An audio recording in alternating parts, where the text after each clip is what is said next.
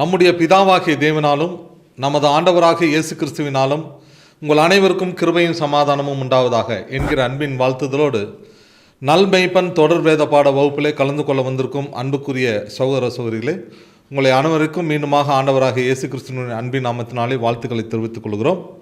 நாம் ஒவ்வொரு வாரமும் வேதத்தில் உள்ள அடிப்படை சத்தியங்களை நாம் தியானித்து வருகிறோம். இன்றைய நாளிலே அடுத்த பாடத்துக்குள்ளாக நாம் கடந்து வந்திருக்கிறோம். நாம் யாவரும் தலைகளை தாழ்த்தி ஜபத்துக்குள்ளாக நாம் கடந்து வருவோம். மகா உன்னதங்களில் வாசமாக இருக்கிற எங்கள் அன்பின் பரலோக பிதாவே, உமக்கே எல்லா துதி ஸ்தோத்திரங்களையும் இந்த மாலை பொழுதிலே ஏறெடுக்கிறோம் தந்தையே.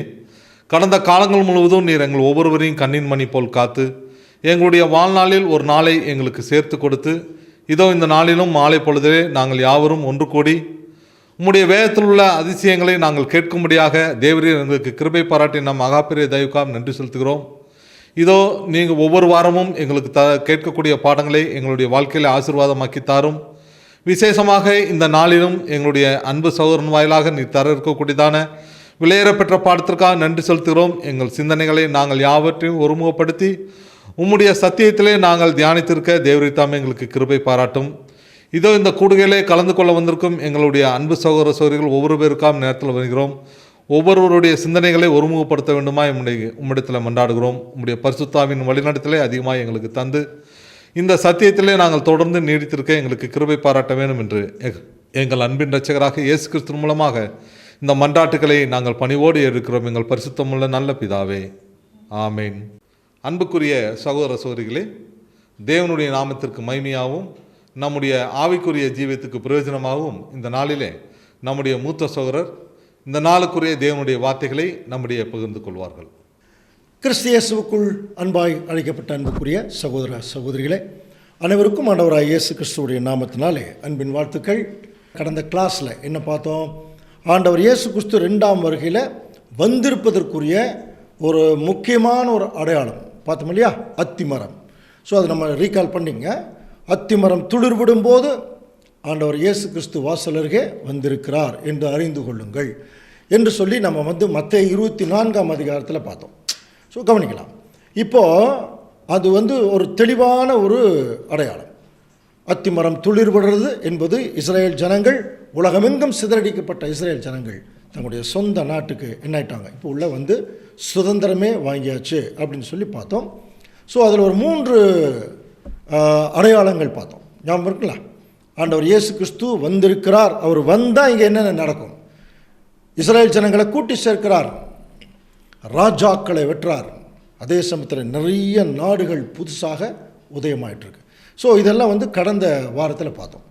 இதில் ஒரு பெரிய ஒரு கொஸ்டின் இருக்குது. நிறைய பேர் அந்த கொஸ்டினை தான் இன்றைக்கி எழுப்புகிறாங்க. என்னன்னு சொல்லி பார்த்தீங்கன்னா, அதாவது இயேசு கிறிஸ்து வந்தாச்சு அப்படிங்கிறது நம்ம சில தீர்க்க தரிசனங்கள் மூலம் நம்ம உறுதி பண்ணுறோம். இதே அவர் எந்த வருஷத்தில் அவருடைய பிரசன்னம் இருக்குதுங்கிறத அடுத்த கிளாஸில் உறுதியாகவே பண்ணிடலாம். பைபிள் வசனத்தை வச்சு நம்ம பார்த்துடலாம், சரிங்களா? ஆனால் அதுக்கு முன்னால் நம்ம அந்த அந்தி கிறிஸ்து சப்ஜெக்டை இன்னொரு தடவை தெளிவாக நம்ம கேட்டுறோம். ஸோ இதை கொஞ்சம் கூர்ந்து கவனிச்சின்னா எல்லாருக்கும் என்ன கொஸ்டின்னா, ஒரு வசனம் இருக்குது பைபிளில். அந்த வசனம் பார்த்தீங்கன்னா மத்தேயு 24ஆம் அதிகாரம் 36ஆம் வசனத்தில், அந்த நாளையும் அந்த நாளையும் என் பிதா ஒருவர் தவிர மற்றொருவனும் அறியான், பரலோகத்தில் இருக்கிற தூதர்களும் அறியார்கள் அப்படின்னு ஒரு வசனம் இருக்கு இல்லையா? ஸோ இதை வச்சுட்டு நிறைய பேர் என்ன சொல்கிறாங்க? ஆனால் நியாயமான ஒரு கேள்வி தான். என்னென்னா, அந்த நாளையும் அந்த நாளையும் யாருக்குமே தெரியாதுன்னு பைபிள் சொல்லுது. பிதா ஒருத்தருக்கு தான் தெரியும், தூதர்களுக்கு கூட தெரியாதுன்னு சொல்லும்போது நீங்கள் மட்டும் எப்படி வந்துருச்சுன்னு சொல்கிறீங்க? இயேசு கிறிஸ்து வந்துட்டாருன்னு சொல்கிறீங்க. அதுதான் யாருக்குமே தெரியாதுனால இந்த வசனம் சொல்லுது என்று சொல்லி நிறைய பேர் அனுமானிக்கலாம். ஆனால் அன்புக்குரிய சகோதர சகோதரர்களே, வேத வாக்கியங்களை ஆராய்ந்து பாருங்கள், நல்லா புரிஞ்சுங்க. ஒரு வசனத்தை நம்ம உற்று கவனிக்கும் போது அந்த வசனத்துக்கு மேலே கீழே தேவன் வேறு ஏதாவது ரெஃபரன்ஸ் கொடுத்துருக்காரான்னு பார்க்கணும். அந்த வசனம் என்ன சென்ஸில் தேவன் நமக்கு எதை புரிந்து கொள்ள வேண்டும் என்று குறித்திருக்கிறாருங்கிறதை கவனிக்கணும். நம்ம இஷ்டத்துக்கு என்ன பண்ணிடக்கூடாது, புரிஞ்சுக்கக்கூடாது. இந்த வசனத்தை அந்த நாளையும் அந்த நாளிகையும் அப்படின்னா எந்த நாளை குறித்து அவர் பேசுகிறார்? ஜஸ்ட் முந்தின வசனம் பாருங்கள், என்ன சொல்கிறார் பாருங்கள். மத்தேயு 24:35, வானமும் பூமியும் ஒழிந்து போகும் அப்படிங்கிறார். புரியுதுங்களா? அப்போ வானமும் பூமியும் ஒழிந்து போகும். இதை சொல்லிட்டு தான் அடுத்த வசனமே, அந்த நாளையும் அந்த நாளிகையும் அது என் பிதாவுக்கு தான் தெரியும் அப்படின்னா. அப்போ வானம் என்பது நம்ம தீர்க்க தரிசனத்தை படிச்சிருக்கிறோம். அன்புக்குரிய சகோதர சொல்லே, இன்றைக்கு இருக்கக்கூடிய சாத்தானுடைய அரசாட்சி தான் வானம். இந்த வானத்தை தான் ஒழிச்சிட்றேங்கிறார். அதே சமயத்தில் பூமி என்பது அவனுக்கு கீழ் இருக்கக்கூடிய இந்த அமைப்புகள், சிஸ்டம் சொல்கிறாங்க இல்லையா, இந்த அமைப்புகள். அப்போ இது ரெண்டை வச்சுட்டு தான் சாத்தான் இந்த 2ஆம் உலகத்தை தன்னுடைய கட்டுப்பாட்டுக்குள்ளே வச்சிருக்கான். அந்த வானம்ங்கிறதுல என்னென்னவெல்லாம் வரும்னா, அரசியல் இருக்குது, ஆன்மீகம் இருக்குது. பிறகு இன்றைக்கி அரசியல் ஆன்மீகத்தை வச்சு தான் ஜனங்கள் கீழ் இருக்கிறாங்க, அது கீழ் அமைப்புகளாக இருக்கலாம். ஸோ இந்த 2 விஷயமும் இன்னும் கொஞ்ச நாளில் ஒளிந்து போயிடும். அப்போ அது எப்போ வெளியே போகணும்னு இன்றைக்கு வரைக்கும் யாருக்குமே தெரியாதுங்க. ஆனால் ஒரு விஷயம் உறுதி, நல்லா புரிஞ்சுக்கலாம். மணவாட்டி வகுப்பார் திருச்சபையினுடைய அந்த லக்கம் இருக்குது பாருங்கள், 1,44,000. அது முடியும் போது இந்த 2ஆம் உலகம், இந்த வானத்துக்கும் இந்த பூமிக்கும் ஒரு முடிவு வந்துடும். அப்போது மணவாட்டி வகுப்பார் எப்போ முடியும் தெரியாது, புரியுதுங்களா? ஆனால் இது முடியும் போது அதுக்கு அழிவு வந்துடும். அதுக்கு அழிவு எப்போ வரும் தெரியாது. மணவாட்டி வகுப்பாருடைய லக்கம் முடியும் போது வரும். இந்த ஒன்றை மட்டும்தான் அன்புக்குரிய சகோதர சகோதரர்களே தேவன் என்ன பண்ணியிருக்காருன்னா மறைச்சி வச்சுருக்கார். காரணம், இது கூட நமக்கு தெரிஞ்சிருச்சுன்னு வைங்க, நம்ம என்ன பண்ணுவோம், நம்ம அந்த குறிப்பிட்ட காலத்துக்கு ஜஸ்ட்டு முன்னாடி வரைக்கும் எல்லா பாவமும் பண்ணிவிட்டு அப்புறம் கடைசி நேரத்தில் காலில் விழுவோம். அது ஒரு மனப்பூர்வமான மனம் திரும்புதலாக இருக்காது. அதனால தான் தேவன் என்ன செய்கிறார்னா சில தீர்க்க தரிசனங்களை நமக்கு என்ன பண்ணியிருக்கார், கொஞ்ச காலம் அவர் மறைச்சி வச்சுருக்கார். ஸோ இது ஒரு முக்கியமாக கவனிக்கணும். இப்போ நம்ம 4வது எவிடன்ஸ்குள்ளே போகலாம். 4வது அடையாளம், ஆண்டவர் இயேசு கிறிஸ்து வந்திருக்கிறார் என்பதற்கு முக்கியமான ஒரு அடையாளம் கவனிச்சுன்னா, தானியேல் 12ஆம் அதிகாரம் 1ஆம் வசனம் கொஞ்சம் வாசிக்கலாம். உன் ஜனத்தின் புத்திரருக்காக நிற்கிற பெரிய அதிபதியாகிய மிகாயேல் அக்காலத்திலே எழும்புவான். யாதொரு ஜாதியாரும் தோன்றினது முதல் அக்காலம் மட்டும் உண்டாயிராத ஆபத்து காலம் வரும். அக்காலத்திலே புஸ்தகத்தில் எழுதியிருக்கிறவர்களாக காணப்படுகிற உன் ஜனங்கள் அனைவரும் விடுவிக்கப்படுவார்கள். இந்த முக்கியமான வசனத்தை கொஞ்சம் கவனிக்கலாம். இது தானியேல் 12ஆம் அதிகாரத்தில் இருக்கு. இந்த 12ஆம் தானியேல் பொறுத்த வரைக்கும் கவனிச்சு பார்த்தீங்கன்னா, இஸ்ரேல் ஜனங்கள் பாபிலோனுக்கு சிறைப்பட்டு வந்துட்டாங்க. சுருக்கமாக வந்ததுக்கப்புறம் ஒரு கவர்மெண்ட்டாக இருந்து என்ன ஆயிடுச்சு, இப்போ அந்த கவர்மெண்ட்டே இல்லாமல் சிதறடிக்கப்பட்ட நிலைமைக்குள்ளே வந்துட்டாங்க. இப்போ தானியேலுடைய ஒரு ஜெபமே, தேவனே இந்த இஸ்ரேல் ஜனங்கள் கவர்மெண்ட் இல்லாமல் இப்படி சிதறடிக்கப்பட்ட புறஜாதிகளுக்குள்ளே ஒரு அடிமைமாக ஆகிட்டாங்க. திரும்பவும் நீங்கள் அவர்களை மறுபடியும் அந்த தேசத்தில் கூட்டி சேர்க்க மாட்டீங்களா? ஒரு அரசாங்கம் உருவாகாதா?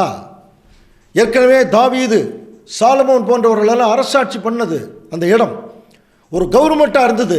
இப்போ அது அப்படியே சுக்குநூறாக என்னாச்சு, உடஞ்சி இப்போ பாபிலோனுக்கு சிறைப்பட்டு வந்தாச்சு. 10 கோத்திரம் ஏற்கனவே அசிரிய நாட்டு படையெடுப்பில் போயிடுச்சு. மிச்சம் யூதா பெஞ்சமின் கோத்திரம் மட்டும் இருந்தாங்க, அதைத்தான் இப்போ சிறைப்பிடிச்சிட்டு வந்தாச்சு. அப்போது தானியேல் அவர் ஒரு தேவன் பேரில் வைராக்கியம் உள்ள ஒரு மனுஷன். இப்போ தேவனை நோக்கி ஜெபம் பண்ணும்போது தேவன் தானியேலுக்கு கொடுத்த தரிசனத்தினுடைய வார்த்தைகள், உன் ஜனத்தின் புத்திரருக்காக அப்படின்னு ஆரம்பிக்கிறார். கவனிங்க, ஒரு வசனம் ஜாக்கிரதை கவனிக்கணும். உன் ஜனத்தின் புத்திரருக்காக நிற்கிற பெரிய அதிபதி ஒருத்தர் வரப்போறாராம் அக்காலத்திலே. ரொம்ப முக்கியமான வார்த்தை, அக்காலம் அப்படின்னு ஒரு காலம் வரும். அந்த காலத்தில் உன் ஜனத்தின் புத்திரருக்காக, உன் ஜனம்ங்கிறது புரியுது, இஸ்ரேல் ஜனங்கள், அவர்களுக்காகவே ஒரு பெரிய அதிபதி ஒருத்தர் வரப்போறார். அப்படி அந்த அதிபதி இந்த பூமியில் வரும்போது யாதொரு ஜாதியாரும் தோன்றினது முதல் அக்காலம் மட்டும் உண்டாயிராத ஒரு ஆபத்து காலம் வரும். ஒரு பெரிய ஆபத்து இந்த பூமிக்கு வருமா? அந்த பெரிய அதிபதி இந்த பூமிக்கு வரும்போது அப்பொழுது அதே அந்த காலத்தில் புஸ்தகத்தில் எழுதியிருக்கிறவர்களாக காணப்படுகிற உன் ஜனங்கள் அனைவரும் விடுவிக்கப்படுவார்கள். பாருங்க, அப்போ எப்போ இவங்க விடுவிக்கப்படுவார்கள்? புஸ்தகத்தில் எழுதியிருக்கிற ஜனங்கள். இது யாருன்னு தெரியணும். அந்த பிரதான பாருங்க நிற்கிற பெரிய அதிபதியாகிய மிகாயேல், நமக்கு நல்லா தெரியும், திருத்துவம் சப்ஜெக்டில் பார்த்துருக்கோம். மிகாயேல் என்ன அர்த்தம்? தேவனை போன்றவர். அப்போ இந்த உலகத்திலேயே தேவனை போன்றவர் ஆண்டவர் இயேசு கிறிஸ்து மட்டும்தான். Mikayel, Michael, one who is like God, பார்த்துருக்கோம் இல்லையா? மிகாயேல்னாலே தேவனை போன்றவர். ஸோ அந்த தேவனை போன்ற ஆண்டவர் இயேசு கிறிஸ்து, அவரை போலவே ஒரு பெரிய அதிபதியாக இந்த பூமியில் 2ஆம் வருகையில் இறங்குவார். புரியுதுண்ணா? பெரிய அதிபதினா நல்லா புரிஞ்சுக்கலாம். எல்லாத்துக்கும் மேலே அவர் தான். அவர் மட்டும் பூமியில் இறங்கிட்டார்னு வைங்க, அவருடைய கண்ட்ரோல் இல்லாமல் எதுவுமே இந்த பூமியில் ஆசையாது. இன்றைக்கி அதுதான் நடந்துட்டுருக்கு. அதில் என்ன சொல்கிறாருன்னா, அவர் வந்த உடனே புஸ்தகத்திலே எழுதப்பட்டிருக்கிற உன் ஜனங்கள், அந்த புஸ்தகம் அப்படிங்கிறது அன்னைக்கு தானியேல் புஸ்தகம் எல்லாம் படித்து பார்த்தோம்னா பழைய ஏற்பாடு ஆதியாகமத்திலிருந்து மல்கியா வரைக்கும் கவனிச்சு பாருங்கள், யாரை பற்றி தான் எழுதியிருக்கு? இஸ்ரேல் ஜனங்களை பற்றி தான் எழுதியிருக்கு இல்லையா? அதான் புஸ்தகத்திலேங்கிறது பழைய ஏற்பாட்டு, ஏன்னா அன்றைக்கி பழைய ஏற்பாடு தான் இருந்தது. புஸ்தகத்திலே எழுதப்பட்டிருக்கிற உன் ஜனங்கள் விடுவிக்கப்படுவார்கள். அந்த உன் ஜனங்கள்ங்கிறது பழைய ஏற்பாடு முழுவதும் நீங்கள் படித்து பாருங்கள், எல்லாம் இஸ்ரேல் ஜனங்களுடைய காரியத்தில் எழுதப்பட்டிருக்கும். அவர்களுக்காகத்தான் நியாயாதிபதிகள், அவங்களுக்காகத்தான் ராஜாக்கள், அவங்களுக்காகத்தான் தீர்க்கதரிசிகள் எல்லாம் வந்தாங்க இல்லையா? அப்போ பழைய ஏற்பாட்டு காலத்தில் இவங்க தான் புஸ்தகத்தில் எழுதப்பட்ட ஜனங்கள். இவங்களை பற்றி தான் எழுதியிருக்கு, உன் ஜனங்கள் விடுவிக்கப்படுவார்கள் அப்படின்னு. என்ன பண்ணோம்? ஏற்கனவே சிதறடிக்கப்பட்டாங்க. இது நம்ம ஏற்கனவே தீர்க்க தரிசனமாக பார்த்துட்டோம். இஸ்ரேல் ஜனங்கள் கூட்டி சேர்க்கப்படுகிறது. அது நம்ம ஏற்கனவே எசேக்கியேல் தீர்க்க தரிசன புஸ்தகத்தில் பார்த்தோம் இல்லையா? ஒரு உலர்ந்த எலும்புகள் போய் பார்த்து இந்த எலும்புகளுக்கெல்லாம் உயிர் வருமா, பெரிய சப்ஜெக்டாக பார்த்தோம் இஸ்ரேல் தீர்க்க தரிசனம். அப்போது இஸ்ரேல் ஜனங்கள் எல்லாம் ஒரே நாடாக கூட்டி சேர்க்கப்பட்டு இன்றைக்கி ஒரு நாடாகவே ஆகிட்டாங்க பாருங்கள். அப்போது இது எதனால் வந்ததுன்னா, உன் ஜனத்தின் புத்திரருக்காக வருகிற மிகப்பெரிய அதிபதியாகிய மிகாயேல். அப்போ ஆண்டவர் இயேசு கிறிஸ்து ஒரு பிரதான தூதரா தேவனுடைய சார்பா இந்த பூமியில் ராஜாவாக இறங்கியிருக்கார். இறங்கினோடனே அவர் செய்த வேலை, உன் ஜனங்கள் விடுவிக்கப்படுவார்கள். தானியேல் இதை கவனிச்சுட்டு இருக்கார். இன்னும் சில தீர்க்க தரிசனங்கள் தானியேலுக்கு சொல்லப்படுது. அதில் முக்கியமாக 13ஆம் வசனத்தில் பாருங்கள், ஞானவான்கள் ஆகாய மண்டலத்தின் ஒளியைப் போலவும் அநேகரை நீதிக்கு உட்படுத்துகிறவர்கள் நட்சத்திரங்களைப் போலவும் பிரகாசிப்பார்கள் அப்படிங்கிற ஒரு வார்த்தை. ஸோ இதை பார்த்தோன்னே அவருக்கு ரொம்ப ஒரு சந்தோஷம். இப்படியெல்லாம் அவருடைய ராஜ்யம் அல்லது ஒரு காலம் வரும்போது நடக்குமா? அது எப்போ நடக்கும்? எப்போ அந்த மிகாயேல் வருவார்? எப்போ இஸ்ரேல் ஜனங்களை கூட்டி சேர்ப்பார்? ஞானவான்கள் எப்போ அவரோட இருப்பாங்க? இந்த காரியங்கள் எல்லாம் குறித்து தானியேல் அறிவதற்கு மிக ஆவல் உள்ளவராக தேவனை நோக்கி பார்க்கும்போது, இப்போ தானியேலுக்கு தேவன் சொல்றார் பாருங்க. தானியேல் 12:9 வாசிக்கலாம். அதற்கு அவன், தானியேலே போகலாம், இந்த வார்த்தைகள் முடிவு காலம் மட்டும் புதைப்பொருளாக வைக்கப்பட்டும் முத்திரிக்கப்பட்டும் இருக்கும். புரியுதுங்களா? இதை குறித்து அறிய அவர் வாஞ்சியா இருக்கும்போது தானியேலுக்கு தேவன் என்ன சொன்னார்னா, தானியேல் இதை புஸ்தகத்தை முத்திரை போடு, சீல் பண்ணு. புரியுதுங்களா? இது கடைசி காலம் வரைக்கும் இது சீல் பண்ணி இருக்கும். ஆனால் அதே சமயத்தில் பாரு என்ன சொல்றார், 12 நாள் தானியேல் ஆகிய நீயோ வென்றால் முடிவு காலம் மட்டும் இந்த வார்த்தைகளை புதைபொருளாக வைத்து இந்த புஸ்தகத்தை என்ன பண்ணு, முத்திரை போடு, சீல் பண்ணிரு. அப்பொழுது அநேகர் அங்கும் இங்கு மோடி ஆராய்வார்கள், அறிவு பெருகி போகும். ஒரு காலம் வருமா, இஸ்ரேல் ஜனங்களை ஆண்டவர் இயேசு கிறிஸ்து ராஜாவாக வந்து கூட்டி சேர்க்கக்கூடிய காலம் இந்த பூமியில் வரும்போது முக்கியமான ஒரு நிகழ்ச்சி இந்த பூமியில் நடக்குமா. என்ன சொல்கிறாரு தெரியுங்களா? இது தமிழ் ஸ்லாங் கொஞ்சம் புரியாத மாதிரி இருக்குது. எப்படி படித்தா புரியும்னா, நீ கடைசி காலம் வரைக்கும் முத்திரை போட்டு வை, ஒரு டைம் வரும், அப்போது இந்த பூமி முழுவதும் அறிவு பெருகி இருக்கும்.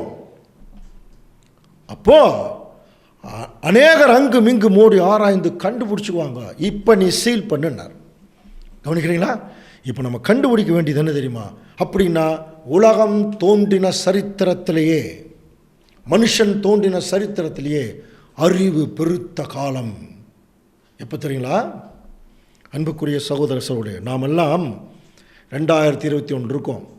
இந்த காலப்பகுதியில் தேவன் நம்மளை பிறக்க வச்சதுக்கே கோடான கோடி நன்றி தேவனுக்கு நம்ம சொல்லணும். ஏன் தெரியுமா? இன்றைக்கி மனுஷனுடைய அந்த சரித்திரத்தினுடைய அறிவு பெருக்கத்தினுடைய உச்சக்கட்டத்தில் இருக்கிறோம். சயின்ஸ் அண்ட் டெக்னாலஜி, புரியுதுங்களா? சிவிலைசேஷன் சொல்கிறாங்க இல்லையா? உச்சக்கட்டத்தில் இருக்கிறோம். எல்லா வசதி வாய்ப்புகளோடு இன்றைக்கி வாழ்ந்துட்டுருக்குறோம். கவனிக்கிறீங்களா? இதே சமயத்தில் ஒரு நூற்றாண்டு போதும். ஒரு நூற்றாண்டுக்கு முன்னால் நம்முடைய முன்னோர்கள் எப்படி வாழ்ந்தாங்க தெரியுங்களா? அவங்களுடைய வாழ்க்கை முறை கவனிச்சிருக்கீங்களா? நம்முடைய முன்னோர்கள் பார்த்தீங்கன்னா ரொம்ப நாளாக இந்த உலக ஜனங்கள் ராஜாக்களுடைய ஆட்சிக்கு கீழே தான் இருந்தாங்க ரொம்ப வருஷமாக, பல நூற்றாண்டுகளாக. ராஜாக்களுக்காகவே வாழ்கிறது, ராஜாக்களுக்காகவே சாகிறது. பிறந்துட்டாங்கன்னா அடிமை தான், தொடர்ந்து அப்படியே இருந்துருக்குறாங்க. புரியுதுங்களா? அப்போ அறிவு பெருக்கம் இல்லை. இவர்களுடைய சூழ்நிலையெல்லாம் பார்த்தீங்கன்னா சிந்திக்கிறதுக்கு கூட வழி இல்லை. ராஜாக்களுடைய ஆட்சியில் தான் இருந்தாங்க. அதே மாதிரி ட்ரெஸ் எல்லாமே சரியான ஒரு ட்ரெஸ் இல்லை. ஆனால் அன்புக்குரிய சகோதர சொல்ல, இப்போ கவனிச்சு பாருங்கள், ஒரு நூற்றாண்டு, ஒரு ஜஸ்ட் 50 வருஷத்துக்கு முன்னாடி இப்போ பார்த்தீங்கன்னா மக்களுடைய வாழ்க்கை முறை, அவங்க ட்ரெஸ்ஸு, ஒரு காலத்தில் பார்த்தீங்கன்னா ஆப்பிரிக்கா நாடுகள் எல்லாம் அதிகமான பஞ்சங்கள், இப்போ கொஞ்சம் இருக்குது. ஆனால் இப்போ என்ன இருக்குதுன்னா, அந்த நாட்டிலிருந்து வெளியே வந்து அந்த மாதிரி ஒரு சூழ்நிலையிலிருந்து பாருங்கள், ஒபாமா அமெரிக்காவுடைய பிரசிடென்ட் அளவுக்கு வெளியே வந்தாச்சு. யோசனை பண்ணினா எவ்வளோ பெரிய ஒரு மாற்றங்கள் இந்த பூமியில் நடந்திருக்கு. அப்புறம் இந்த பூமியில் கவனிச்சு பார்த்தீங்கன்னா ரொம்ப நாள் அந்த நிலத்தை வந்து உழுது மாட்டை வச்சு தான் உழுது ஓட்டுவாங்க இல்லையா, ரொம்ப வருஷமாக. இப்போ கொஞ்சம் இருக்குது. ஆனால் நாளாக நாளாக ஒரு நூற்றாண்டு கழிக்கும் போது கவனிச்சு பார்த்தீங்கன்னா விதைக்கிறதுலேருந்து எல்லா காரியங்களுக்குமே இன்றைக்கி என்ன வந்தாச்சுன்னா நிறைய புதுசாக மிஷின்கள், எந்திரங்கள் கண்டுபிடிச்சான் மனுஷன். இதில் முக்கியமான விஷயம் என்ன தெரியுங்களா? நமக்கு நல்லா தெரியும், இந்த எந்திரங்கள் பார்த்தீங்கன்னா இன்றைக்கி மனுஷன் என்னென்ன வேலை செய்கிறானோ அத்தனை வேலை எந்திரங்கள் செய்யுது. விதைக்கிறது, களை எடுக்கிறது, அறுவடை செய்கிறது, தண்ணி பாய்ச்சறது, எல்லாத்துக்குமே இன்றைக்கி என்ன வந்தாச்சுங்க, எக்யூப்மெண்ட்ஸ், மிஷின்ஸ் வந்தாச்சு. அறிவு பெருத்த காலத்தில் நம்ம இன்றைக்கி வாழ்ந்துட்டுருக்குறோம். இன்றைக்கி பாருங்கள், கீழே நிலத்தில் பழத்தை வந்து பயிர் பண்ணுறத எல்லாம் போய் இன்றைக்கி பாருங்கள், அந்த பொண்ணு ஆகாயத்தில் பயிர் பண்ணுது பாருங்கள் இல்லையா, மேலிருந்து அந்த பழத்தை பொறிக்குது. அப்படின்னா எந்த அளவுக்கு டெக்னாலஜி வளர்ந்துருக்குது கவனிக்கலாமா? அடுத்தது கவனித்து பார்க்கும்போது இது ஒரு மிகப்பெரிய ஒரு புரட்சி என்ன தெரியுங்கன்னா, போக்குவரத்து புரட்சி தான். நீங்கள் கவனிச்சு பாருங்கள், ஒரு வருஷத்து, அதாவது ஒரு நூற்றாண்டுக்கு முன்னாடி இந்த பூமியில், அதுக்கு முன்னாடி எத்தனை ஆயிரம் வருஷங்கள் ஆனாலும் சரி, மனுஷன் இதில் தான் வந்துட்டு இருந்தான் தெரியுங்களா. கட்ட வண்டி தான், அப்புறம் குதிரை வண்டி தான், அப்புறம் பழைய ராஜாக்கள் ரதங்கள் அல்லது குதிரைகள் தான் யூஸ் பண்ணிட்டு இருந்தாங்க. யோசனை பண்ணி பாருங்கள், எவ்வளோ நாட்கள், எத்தனை நூற்றாண்டுகள் ஜனங்க கட்ட வண்டியிலையும் குதிரை வண்டியிலையும். நம்முடைய முன்னோர்களே ஒரு 30-40 வருஷங்களுக்கு முன்னாடி நீங்கள் கவனிச்சு பாருங்கள், ஒரு ஊர்லேருந்து இன்னொரு ஊருக்கு போகிறதுக்கு பார்த்தீங்கன்னா குதிரை வண்டி தான். நல்லா கவனிச்சு பாருங்கள், கட்ட வண்டியில் தான் வந்துட்டு இருந்தாங்க. ஆனால் கவனிச்சு பாருங்கள், இன்னைக்கு ப்ரைவேட் ஜெட்டு வந்தாச்சு. தனியாக ஒரு பங்களா மாதிரி ஜெட்டில் போகிறாங்க இன்றைக்கி மனுஷர்கள். ஸோ இதெல்லாம் பார்த்தீங்கன்னா அறிவு பெருக்கத்தினுடைய ஒரு பயங்கரமான ஒரு என்ன சொல்லலாம் முன்னேற்றம் இல்லையா. மல்டி ஆக்சல் பஸ் வந்துருச்சு, அப்படியே குலுங்காமல் போகிற பஸ்ஸு. அப்புறம் ஒரு காலத்தில் பார்த்தீங்கன்னா ட்ரெயின் எல்லாம் வந்து ஸ்டீம் இன்ஜினில், நீராவி என்ஜினில் போயிட்டு இருந்தது. அது பல நாள் போயிட்டுருக்கும். இங்கே பாரு, நம்ம ஊரில் மேட்டுப்பாளையத்துலேருந்து நீலகிரி எக்ஸ்பிரஸ், ரொம்ப ஃபேமஸான எக்ஸ்பிரஸ், மெட்ராஸ் போகணுன்னா 20 மணி நேரம் போகுமா அந்த காலத்தில். இன்றைக்கி பார்த்தீங்கன்னா ஒரு 7-8 மணி நேரம், 10 மணி நேரத்துக்குள்ளே போயிடுறாங்க.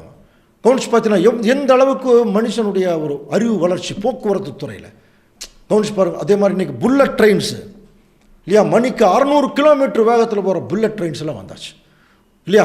அதுக்குரிய சகல வசதிகளும் உள்ள, அதே மாதிரி பெரிய பெரிய ஏர்க்ராஃப்ட் இல்லைங்களா. இன்றைக்கெல்லாம் போயிங் எல்லாம் சொல்கிறாங்க, 380 போயிங் 380 எல்லாம் சொல்கிறாங்க, டபுள் டக்கர். பார்த்தீங்கன்னா ஒரு பெரிய பங்களாவுக்குள்ளே இருக்கிற மாதிரியே இருக்கும். அந்த அளவுக்கு இன்றைக்கி எல்லா எக்யூப்மெண்ட்ஸுமே என்ன ஆயிடுச்சுன்னா அன்றைக்கி இதெல்லாம் தாங்க அறிவு பெருக்கத்தினுடைய வளர்ச்சி. அடுத்தது பார்த்தீங்கன்னா பில்டிங் கட்டுறது, செங்கல் சுமந்து மேலே தூக்கி, இப்படி எல்லாம் ஒரு காலம் இருந்தது, பல நூற்றாண்டுகள். இப்போ ஒரு இடத்துல ஒரு சில இடங்கள் இருக்குது, ஆனால் நிறைய இடங்களில் என்ன ஆச்சு தெரியுங்களா, இது அத்தனைக்குமே எக்யூப்மெண்ட்ஸ் வந்தாச்சு. உங்களுக்கு நல்லா தெரியும், துபாயில் புர்ஜ் கலிஃபான்னு ஒரு பெரிய பில்டிங் இருக்குது, கவர்மெண்ட் பில்டிங், 160 மாடி, ரொம்ப பிளான் பண்ணி கட்டியிருக்கிறாங்க. அந்த உயரமே ஒரு பிரம்மாண்டமான உயரம்.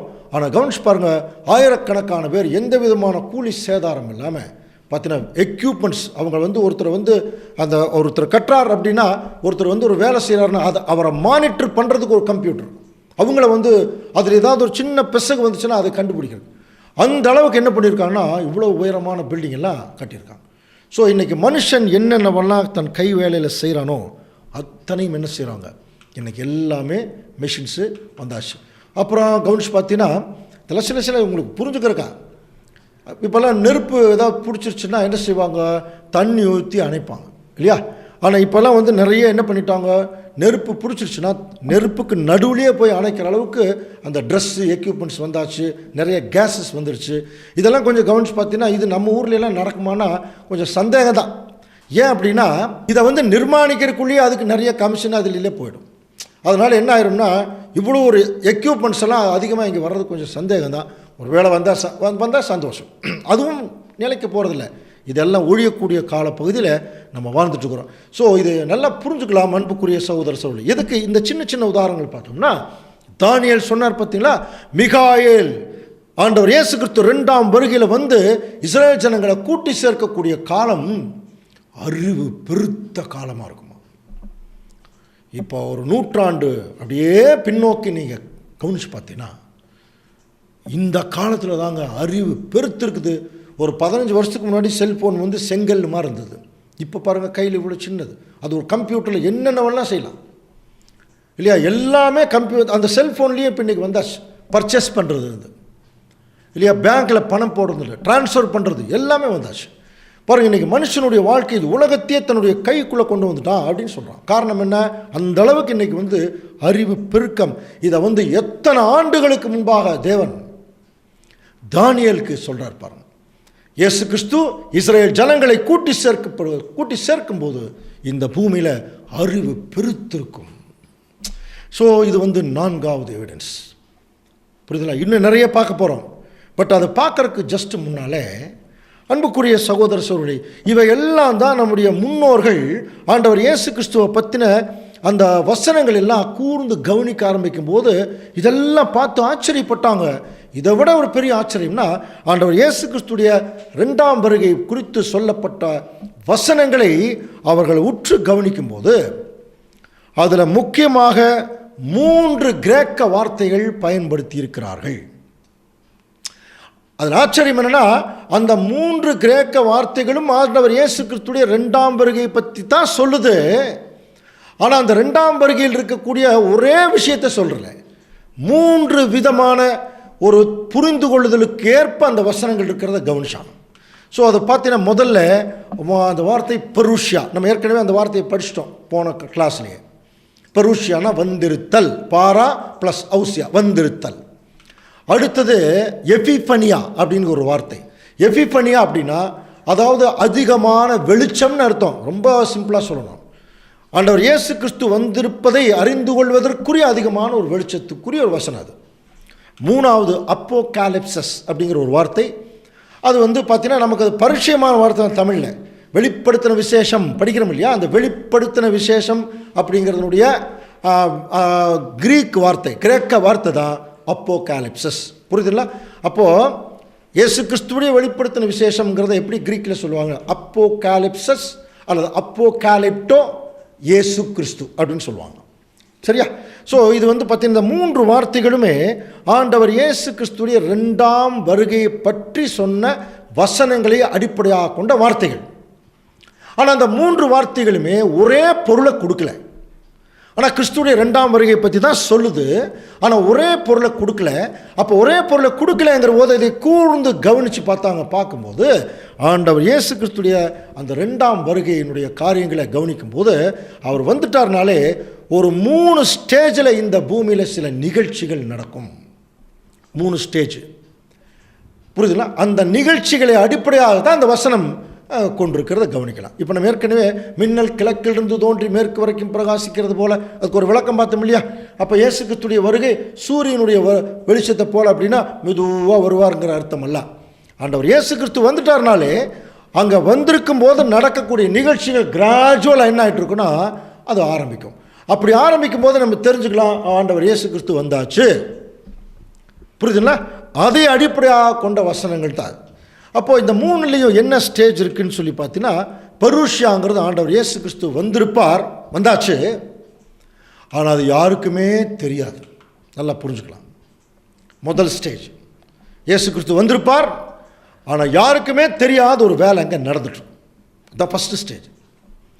2வது எபிஃபனியாங்கிறது அப்போ அவர் வந்திருக்கக்கூடிய ஸ்டேஜ் தான், ஆனால் அவருடைய பிள்ளைகளுக்கு மாத்திரம் சில வேலைகள் ஆண்டவர் வந்தது என்னுடைய வெளிச்சம் தெரியும்.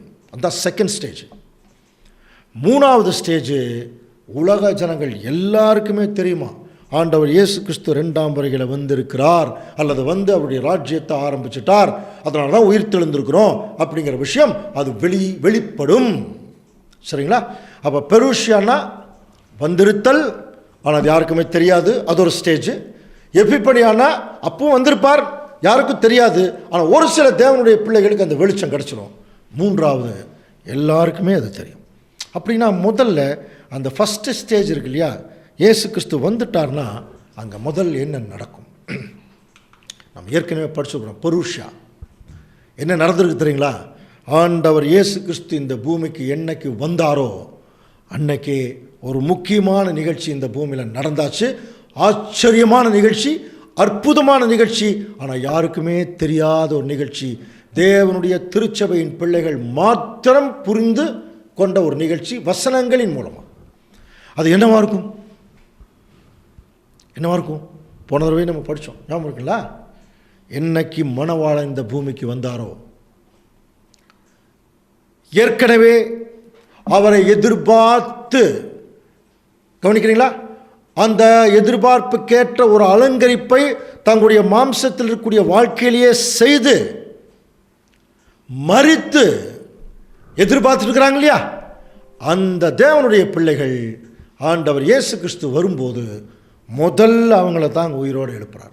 அதனால தான் கவனிக்கலாமா, ஒரு வசனம் படிக்கலாம், வெளிப்படுத்தல் 20:6 வாசிக்கலாம். முதலாம் உயிர்த்தெழுதலுக்கு பங்குள்ளவன் பாக்கியவானும் பரிசுத்தவானுமாய் இருக்கிறான். முதலாம் உயிர்த்தெழுதலுக்கு பங்குள்ளவன் பாக்கியவானும் பரிசுத்தவானுமாய் இருக்கிறான்.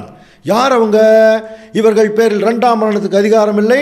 இவர்கள் வந்து பாருங்க, தேவனுக்கும் கிறிஸ்துவுக்கு முன்பாக இருந்து அவரோட 1000 வருஷம் அரசாடுவார். அப்போ 1000 வருஷத்தினுடைய அரசாட்சிக்கு பாத்தியப்பட்ட ஜனங்கள் யார் தெரியுமா?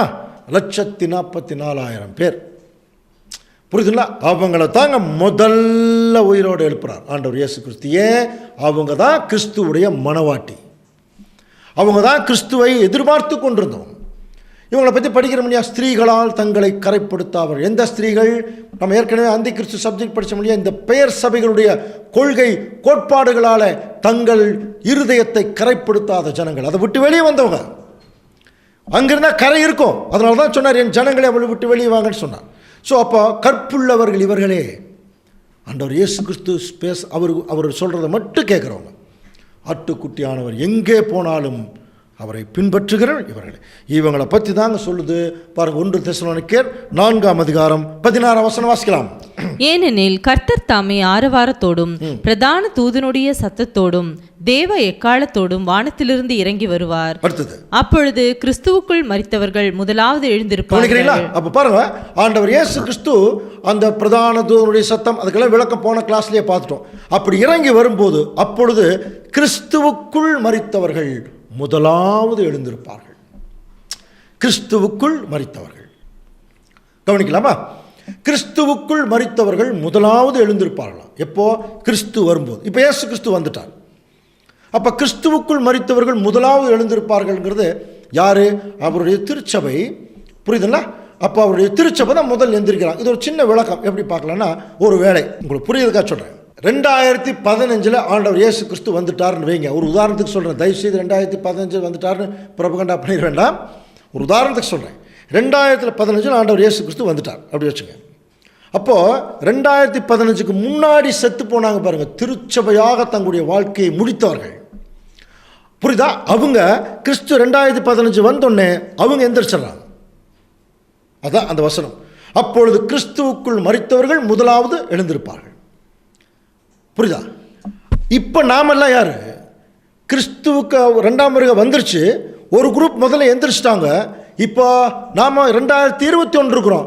இப்போ நாம் என்ன ஆகும்? ஒருவேளை நமக்கு கிறிஸ்துவுடைய திருச்சபையாக இருந்தோம்னு வச்சுக்க, நம்ம என்ன ஆகும்? அது அடுத்த வசனம் பாருங்க. பின்பு உயிரோடு இருக்கும் நாமும். பார்த்தீங்களா? பின்பு உயிரோடு இருக்கும் நாமும். அப்போ எதிலிருந்து?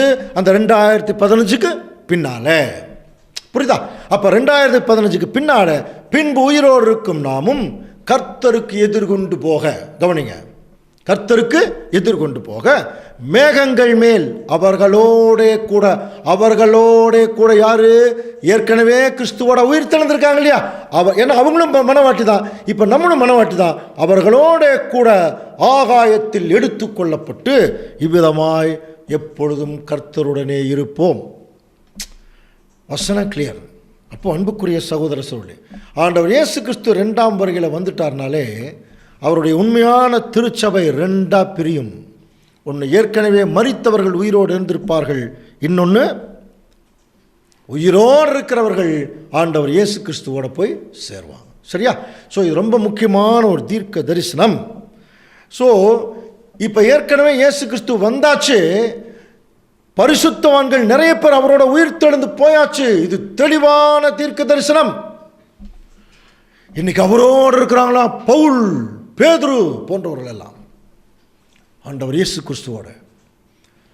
சரி, இது யாராவது நீங்க பார்த்தீங்களா? நம்ம ஏதாவது பார்த்துருக்கிறோமா? அவசியம் இல்லை, பார்க்கவே முடியாது. ஏன்னா அவர்கள் ஆவிக்குரிய சரீரத்தில் இருக்கிறாங்க, நம்ம மாம்சத்தில் இருக்கிறோம். ஆனால் நம்ம எப்படி கண்டுபிடிச்சோம் சொல்லுங்க? இயேசு கிறிஸ்து வந்தாச்சு, எப்படி கண்டுபிடிச்சோம்? நேரில் பார்த்தா இல்லை, வசனத்தின் மூலம், அடையாளத்தின் மூலம். அதே மாதிரி தான் இயேசு கிறிஸ்து வந்துட்டார்னா அவருடைய திருச்சபையின் பிள்ளைகள் எந்திரிச்சு போவாங்க. அது எப்படி? நம்ம நேரில் பார்க்கல, அதுவும் வசனத்தின் மூலம் தான் பார்க்குறோம். உங்களுடைய வசனமே சத்தியம், பார்க்கணுங்கிற அவசியம் இல்லை. வசனம் சொல்லுச்சுன்னா அது சத்தியம் இல்லைங்களா? அப்போ இன்னைக்கு நமக்கு அது தெரிஞ்சிருக்கு இல்லையா? இந்த ஸ்டேஜ் தாங்க எபிஃபனியா ஸ்டேஜ். இப்போ இயேசு கிறிஸ்து வந்து இந்த காரியத்தை செய்து கொண்டிருக்கிறார் என்று உயிரோடு இருக்கக்கூடிய திருச்சபை மக்களுக்கு ஒரு வெளிச்சம் அதிகமாக கொடுக்குறார். எபிஃபனியானாலே அதிகமான வெளிச்சம் அப்படின்னு அர்த்தம். அப்போ கிறிஸ்து ஏற்கனவே வந்துட்டார், உயிர்த்தெழுதலின் வேலை திருச்சபை நடத்திட்டு இருக்கார். இன்னைக்கு எஞ்சி இருக்கக்கூடிய பிள்ளைகளுக்கு அந்த விவரம் தெரியுது.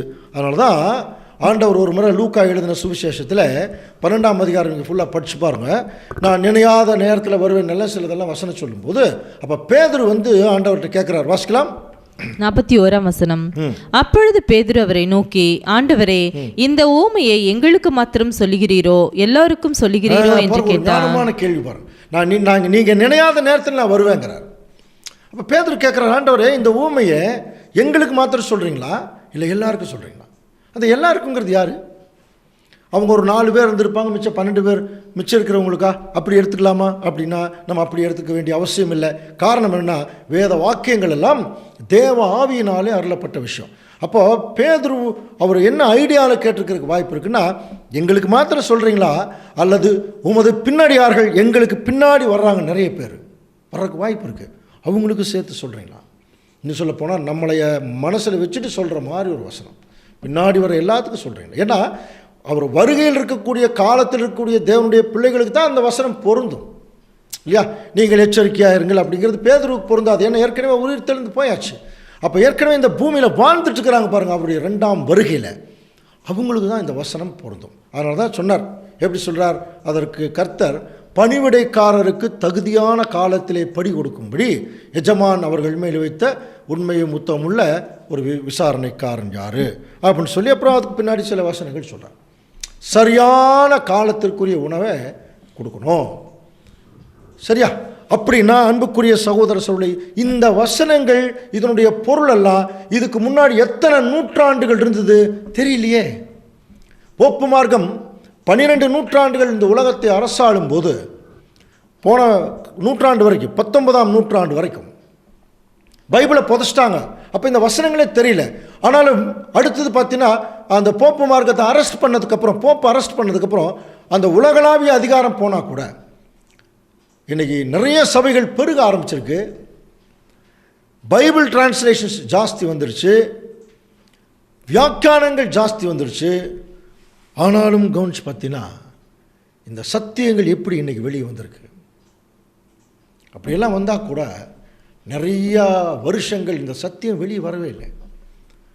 இன்னைக்கு இது நமக்கு தெரியுது அப்படின்னா இதுக்கு என்ன காரணம் தெரியுங்களா? இதை குறித்து மல்கியா எழுதியிருக்கார் பாருங்கள். மல்கியா 3ஆம் அதிகாரம் 1ஆம் வசனம் பாருங்க. இதோ நான் என் தூதனை அனுப்புகிறேன், அவன் எனக்கு முன்பாக போய் வழியை ஆயத்தம் பண்ணுவான். அப்பொழுது நீங்கள் தேடுகிற ஆண்டவரும், கவனி, அப்பொழுது நீங்கள் தேடுகிற ஆண்டவரும் நீங்கள் விரும்புகிற உடன்படிக்கையின் தூதனுமான இன்னைக்கு வரைக்கும் இஸ்ரேல் ஜனங்க யாரை தேடிட்டு இருக்கிறாங்க தெரியுங்களா? எங்களுக்கு ஒரு மேசியா வருவார் தேடிட்டு இருக்கிறாங்க இன்னைக்கு வரைக்கும். அதைத்தான் சொல்றார், நீங்கள் தேடுகிற ஆண்டவரும் உடன்படிக்கையின் தூதனுமானவர் அவர் எங்க வருவார் தெரியுங்களா? பாருங்க, தம்முடைய ஆலயத்துக்கு தீவிரமாய் வருவார். அப்படின்னா ஆண்டவர் இயேசு கிறிஸ்து வந்திருக்கார், இஸ்ரேல் ஜனங்களை கூட்டி சேர்த்துட்டு இருக்கார், அதில் எந்த மாற்றம் இல்லை. ஆனால் அவருடைய முழு கவனம் இப்போ எங்கே இருக்குன்னா அவருடைய ஆலயத்தின் மேலே. புரியுதுங்களா? தம்முடைய ஆலயத்துக்கு தீவிரமாய் வருவார். அப்படின்னா எங்கே வந்திருக்கார்? இப்போ அவருடைய கவனம் எங்கே இருக்கு இல்லையா? அவருடைய ஆலயத்தின் மேல், அவருடைய திருச்சபையின் பிள்ளைகள், நாம தான் அந்த ஆலயம். அடுத்த வசனமே பாருங்க, அவர் வரும் நாளை சகிப்பவன் யார்? அவர் வெளிப்படுகையில் நிலை நிற்பவன் யார்? அப்படின்னா புரிஞ்சுக்கலாமா? அவர் வர்றதுக்கு ஒரு டைம், கொஞ்ச நாள் வெளிப்பட மாட்டார், அல்லது அவருடைய ராஜ்யம் வெளிப்படாது. ஆனால் வெளிப்படுறதுக்கு ஒரு டைம் வருமா? அப்போ வெளி வரும். அப்போ வர்றதுக்கு ஒரு டைம், வெளிப்படுவதற்கு ஒரு டைம். இப்போ வந்திருக்கிறார், அல்லது அவருடைய ராஜ்யத்தினுடைய ஆரம்பம். அது எல்லாத்துக்கும் தெரியாது. அது ஏன்னா அது இரவிலே திருடன் வருகிற விதமாய்த்தான் அவருடைய ராஜ்யமே இந்த பூமியில் வரும்னு பைபிள் சொல்லுது. ஆண்டவர் இயேசு கிறிஸ்துவும் அப்படி தான் வர்றாருன்னா ரெண்டும் ஒன்று தான். எல்லாம் புரிஞ்சுக்கலாம். வந்ததே தெரியாது, அது வந்திருக்கும், ஆனால் வந்ததே தெரியும். இன்றைக்கி அப்படி தான், இயேசு கிறிஸ்து வந்துட்டார், ஆனால் இன்றைக்கி யாருக்குமே தெரில. முதல் வருகையில் அப்படித்தானே? இப்படி எப்படி தெரியும் ஏமாந்துட்டு இருக்கிறாங்க? முதல் வருகையிலையும் இயேசு கிறிஸ்து எப்படி வருவார்னு எதிர்பார்த்தவங்களோ அந்த மாதிரி வரல. ஆனால் அவங்க மத்தியிலே தான் வந்திருந்தார், பேசினார், போயிட்டார். அதே மாதிரி தான் இங்கே ரெண்டாம் வருகையிலையும் வந்திருக்கிறார், பேசிகிட்டு இருக்கிறார், நிறைய காரியங்கள் செய்கிறார், கொஞ்ச நாளில் போயிடுவார். ஆனாலும் இந்த ஜனங்க வருவார்னு காத்துட்ருப்பாங்க. ஆனால் சொல்கிறார், இஸ்ரேல் ஜனங்க இன்னைக்கு வரைக்கும் காத்துட்ருக்கிறாங்க. நீங்கள் தேடுகிற ஆண்டவர் பாருங்கள் எங்கே வந்துட்டார்னா அவருடைய ஆலயத்துக்கு வந்திருக்கார். அவர் வரும் நாளை சகிப்பவன். அப்படின்னா புரியுதா? இந்த பூமியில் அவர் வந்துட்டார்னாலே இந்த பூமியில் சகிக்க முடியாத காரியங்கள் தான் நடக்கும். மனுஷனால் சகிக்கவே முடியாது. கொரோனா அதுக்கு மிகச்சிறந்த உதாரணம். பாருங்க, இன்னும் கொஞ்ச நாள் அது வெளிப்பட போகிற நாள், அது ஒரு டைம் இருக்குது. அப்போ இயேசு கிறிஸ்து ஏற்கனவே வந்ததுனால தான் ஒரு மகா உபத்திரவத்தை நோக்கி இந்த போயிட்டுருக்கு. இப்போ நீங்கள் கேட்கலாம், இயேசு கிறிஸ்து வந்துட்டால் நல்லது தான் நடக்கும். ஆமாங்க, அது நல்லது தான் நடக்கும், அதில் மாற்றமே இல்லை. ஆனால் இயேசு கிறிஸ்து வந்துட்டார்னாலே இந்த ரெண்டாம் உலகம், சாத்தானுடைய அமைப்புகளுக்கும் அவனுடைய போதங்கள், அவனுடைய ஜனங்கள் எல்லாருக்கும் பிரச்சனையாக இருக்குமா இல்லையா? ஏன்னா அவர் வந்து நியாயாதிபதியாக வரும்போது இங்கே முள்ள அநியாயம் நடக்குது. அப்போ என்ன செய்யணும்? இந்த அநியாயத்தை வெளியெடுக்கணும், இந்த கவர்மெண்ட்டே வெளியெடுக்கணும், இந்த சிஸ்டம் வெளியெடுக்கணும். அப்போது அதில் இருக்கிறவங்களுக்கு என்ன வரும்? சகிக்க முடியாத பிரச்சனை வரும் இல்லையா? அதுதான் இப்போ நடந்துட்டுருக்கு. நல்லா புரிஞ்சுக்கலாம். நோவாவின் காலத்திலே நடந்தது போல தான் மனுஷகுமார் நாட்களிலும் நடக்கும். படிச்சிருக்கோம் இல்லையா? அப்போ நோவா காலத்தில் அதிகமாக தீமை பெருகுச்சு, அப்புறம் ஒரு அழிவு. அப்போ மனுஷகுமாரன் காலத்தில் என்ன? மனுஷகுமாரன் இங்கே இருப்பார். நோவா எப்படி அங்கே இருந்தாரோ அதே மாதிரி மனுஷகுமாரன் இங்கே இருப்பார். இங்கே அழிவு ஜாஸ்தியாகி தான், அதாவது அக்கிரமம் ஜாஸ்தியாகி தான் இது ஒரு அழிவுக்குள்ளே வரும். அதை நோக்கித்தான் இந்த உலகம் போயிட்டுருக்கு. ஆண்டவர் இயேசு கிறிஸ்துவும் அதை நோக்கித்தான் இந்த உலகத்தை நகர்த்தி கொண்டிருக்கார். ஸோ அதனால் கவனித்து பார்த்தீங்கன்னா ரெண்டு ஸ்டேஜ் இருக்கு ஆண்டவர் இயேசு கிறிஸ்துடைய வருகை. ஒன்று வருதல், இன்னொன்று வெளிப்படுதல். ஆனால் இப்போ எப்படி இருக்காரா? அவர் வண்ணாருடைய சவுக்காரத்தை போலவும் புடமிடுகிறவனுடைய அக்கினியை போலவும் இருக்கிறாருன்னு சொல்கிறார். அப்படின்னா ஏதோ பர்டிகுலராக புடமிடுறதுனா புரியும், சுத்தப்படுத்துறது. அப்படின்னா ஆண்டவர் இயேசு கிறிஸ்து இப்போ என்ன செஞ்சிட்ருக்கார் பாருங்க. வசனம் வாசிக்கலாம். மல்கியா 3:3 வாசிங்க. அவர் உட்கார்ந்து வெள்ளியை புடமிட்டு சுத்திகரித்து கொண்டிருப்பார். முதல்ல இப்போ எதை சுத்திகரிக்கிறாரா? வெள்ளியை. கவனிக்கிறீங்களா? முதல்ல அவர் வெள்ளியை சுத்திகரிச்சாராம். அன்புக்குரிய சகோதர சகோதரர், அப்படின்னா வெள்ளி எதை குறிக்குது? அப்படின்னா அவர் இந்த பூமியில் வந்திருக்கும் பொழுது ஜஸ்ட் முன்னாடி வரைக்கும் வெள்ளி சுத்தம் இல்லை, வெள்ளி அசுத்தமாக இருந்தது. இப்போ கிறிஸ்து என்ன செய்கிறாருன்னா அந்த வெள்ளியை இப்போ சுத்தம் பண்ணுறார். இப்போ நம்ம என்ன கண்டுபிடிக்கணும்? அந்த வெள்ளி என்றால் என்ன?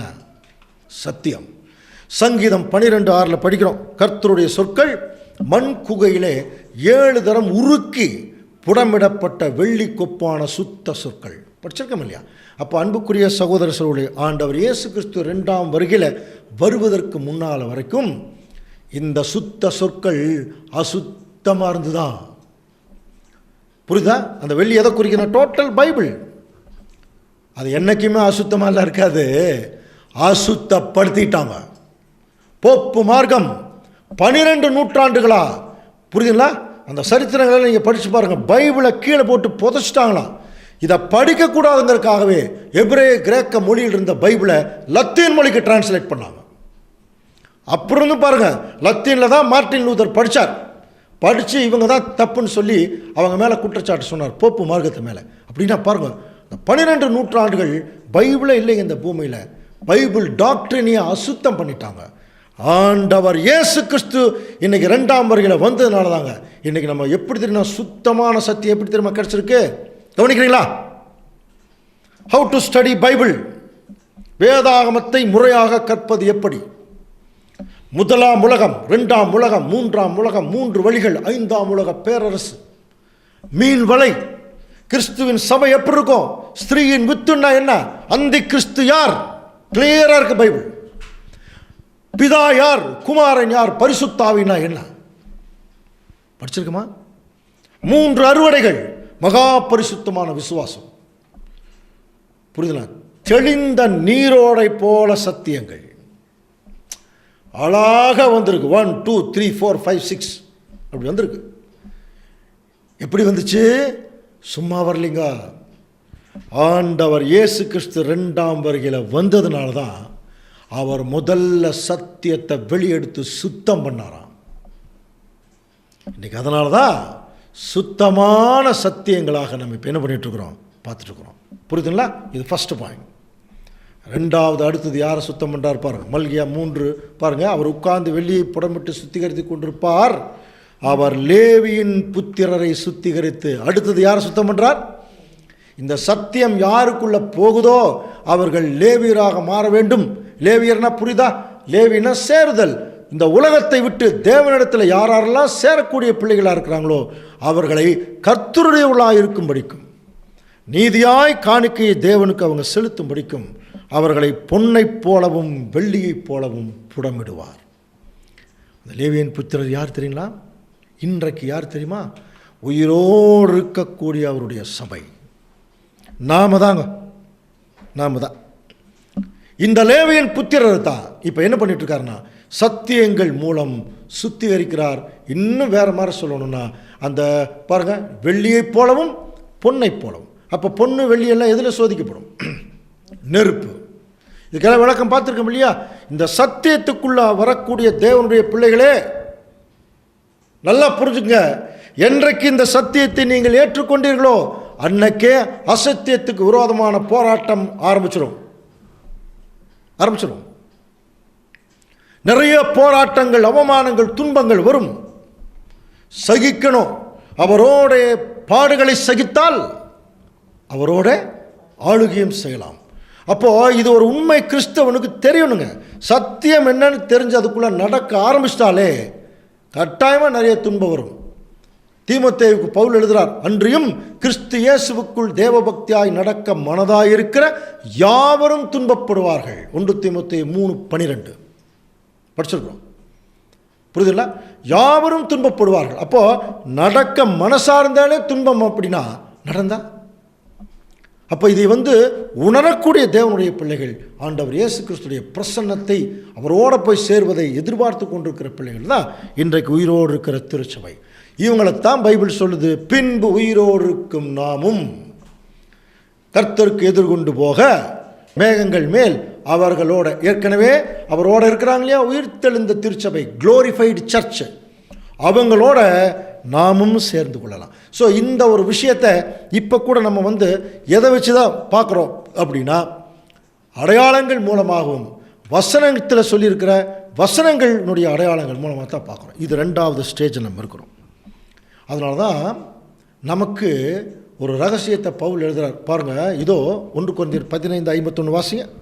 இதோ ஒரு ரகசியத்தை உங்களுக்கு அறிவிக்கிறேன், நாம் எல்லாரும் நித்திரை அடைவதில்லை. கொஞ்சம் கவனிங்க. இது டோட்டலாக சபைக்கு சொல்றார் பவுல். இதோ ஒரு ரகசியம் உங்களுக்கு சொல்றேன், நாம் எல்லாரும் தூங்க போறதில்லை அப்படிங்கிறார். புரியுதுங்களா? நம்ம எல்லாரும் தூங்க போறதில்ல. ஆகிலும் கடைசி காலம் தொனிக்கும் போது ஒரு நிமிஷத்தில், ஒரு இமைப்பொழுதில் நாம் மறுரூபமாக்கப்படுவோம். இதை குறித்து நம்ம டீட்டெயிலாக வேறு இன்னொரு சப்ஜெக்ட்லாம் பார்க்க போகிறோம். இது ஒரு விஷயம் நல்லா புரிஞ்சுக்கலாம். அதாவது நம்ம எல்லாரும் தூங்க போகிறதில்லைன்னு என்ன அர்த்தம்? 144,000 பேர் 2 வகுப்பாக பிரிகிறாங்க இல்லையா கிறிஸ்துவுடைய 2ஆம் வருகையில். அப்போது ஏற்கனவே சொன்னது மைண்டில் வைங்க. இப்போ 2015க்கு முன்னாடி இருந்தவர்கள் எல்லாம் கிறிஸ்து வந்ததுக்கப்புறம் எந்திரிச்சு போகிறாங்க. அப்போ எந்திரிச்சாச்சு, அவரோடு இருக்காங்க. இப்போ 2015க்கு பின்னாடி நம்மெல்லாம் இருக்கோம். நமக்கு என்ன சொல்கிறாருன்னா, நம்ம எல்லாரும் தூங்க வேண்டிய அவசியம் இல்லை. ஏன்னா ஏற்கனவே 2000 வருஷம் தூங்கினவங்க கிறிஸ்து மணவாளன் வந்தோன்னு போயிட்டாங்க. இப்போ அதே மணவாட்டிக்குரிய அழைப்புக்குள்ளே நம்ம இருக்கிறோம். நம்ம செத்து போய் இங்கே தூங்கிட்டு இருக்க வேண்டிய அவசியம் இல்லை. புரியுதுங்களா? ஒரு வேளை மரணம் அடைஞ்சிட்டா அடுத்த செகண்ட்லேயே கிறிஸ்துவோட போய் சேர்ந்துடலாம். இன்னைக்கு எவ்வளோ பெரிய ஆசீர்வாதமான காலம் தெரியுமா? உண்மையான தேவனுடைய பிள்ளை பவுலை போல ஓட்டத்தை நான் முடிக்கிறேன்னு ஒருத்தர் இந்த பூமியில் இன்னைக்கு வாழ்ந்துட்டு இருந்தார்னு வச்சுங்க. அவர் ஒருவேளை இன்னைக்கு நைட்டு எதுவும் ஹார்ட் அட்டாக்கில் இறந்துட்டார்னா இன்னைக்கு நைட்டே அவர் கிறிஸ்துவோட போயிடலாம் இல்லையா?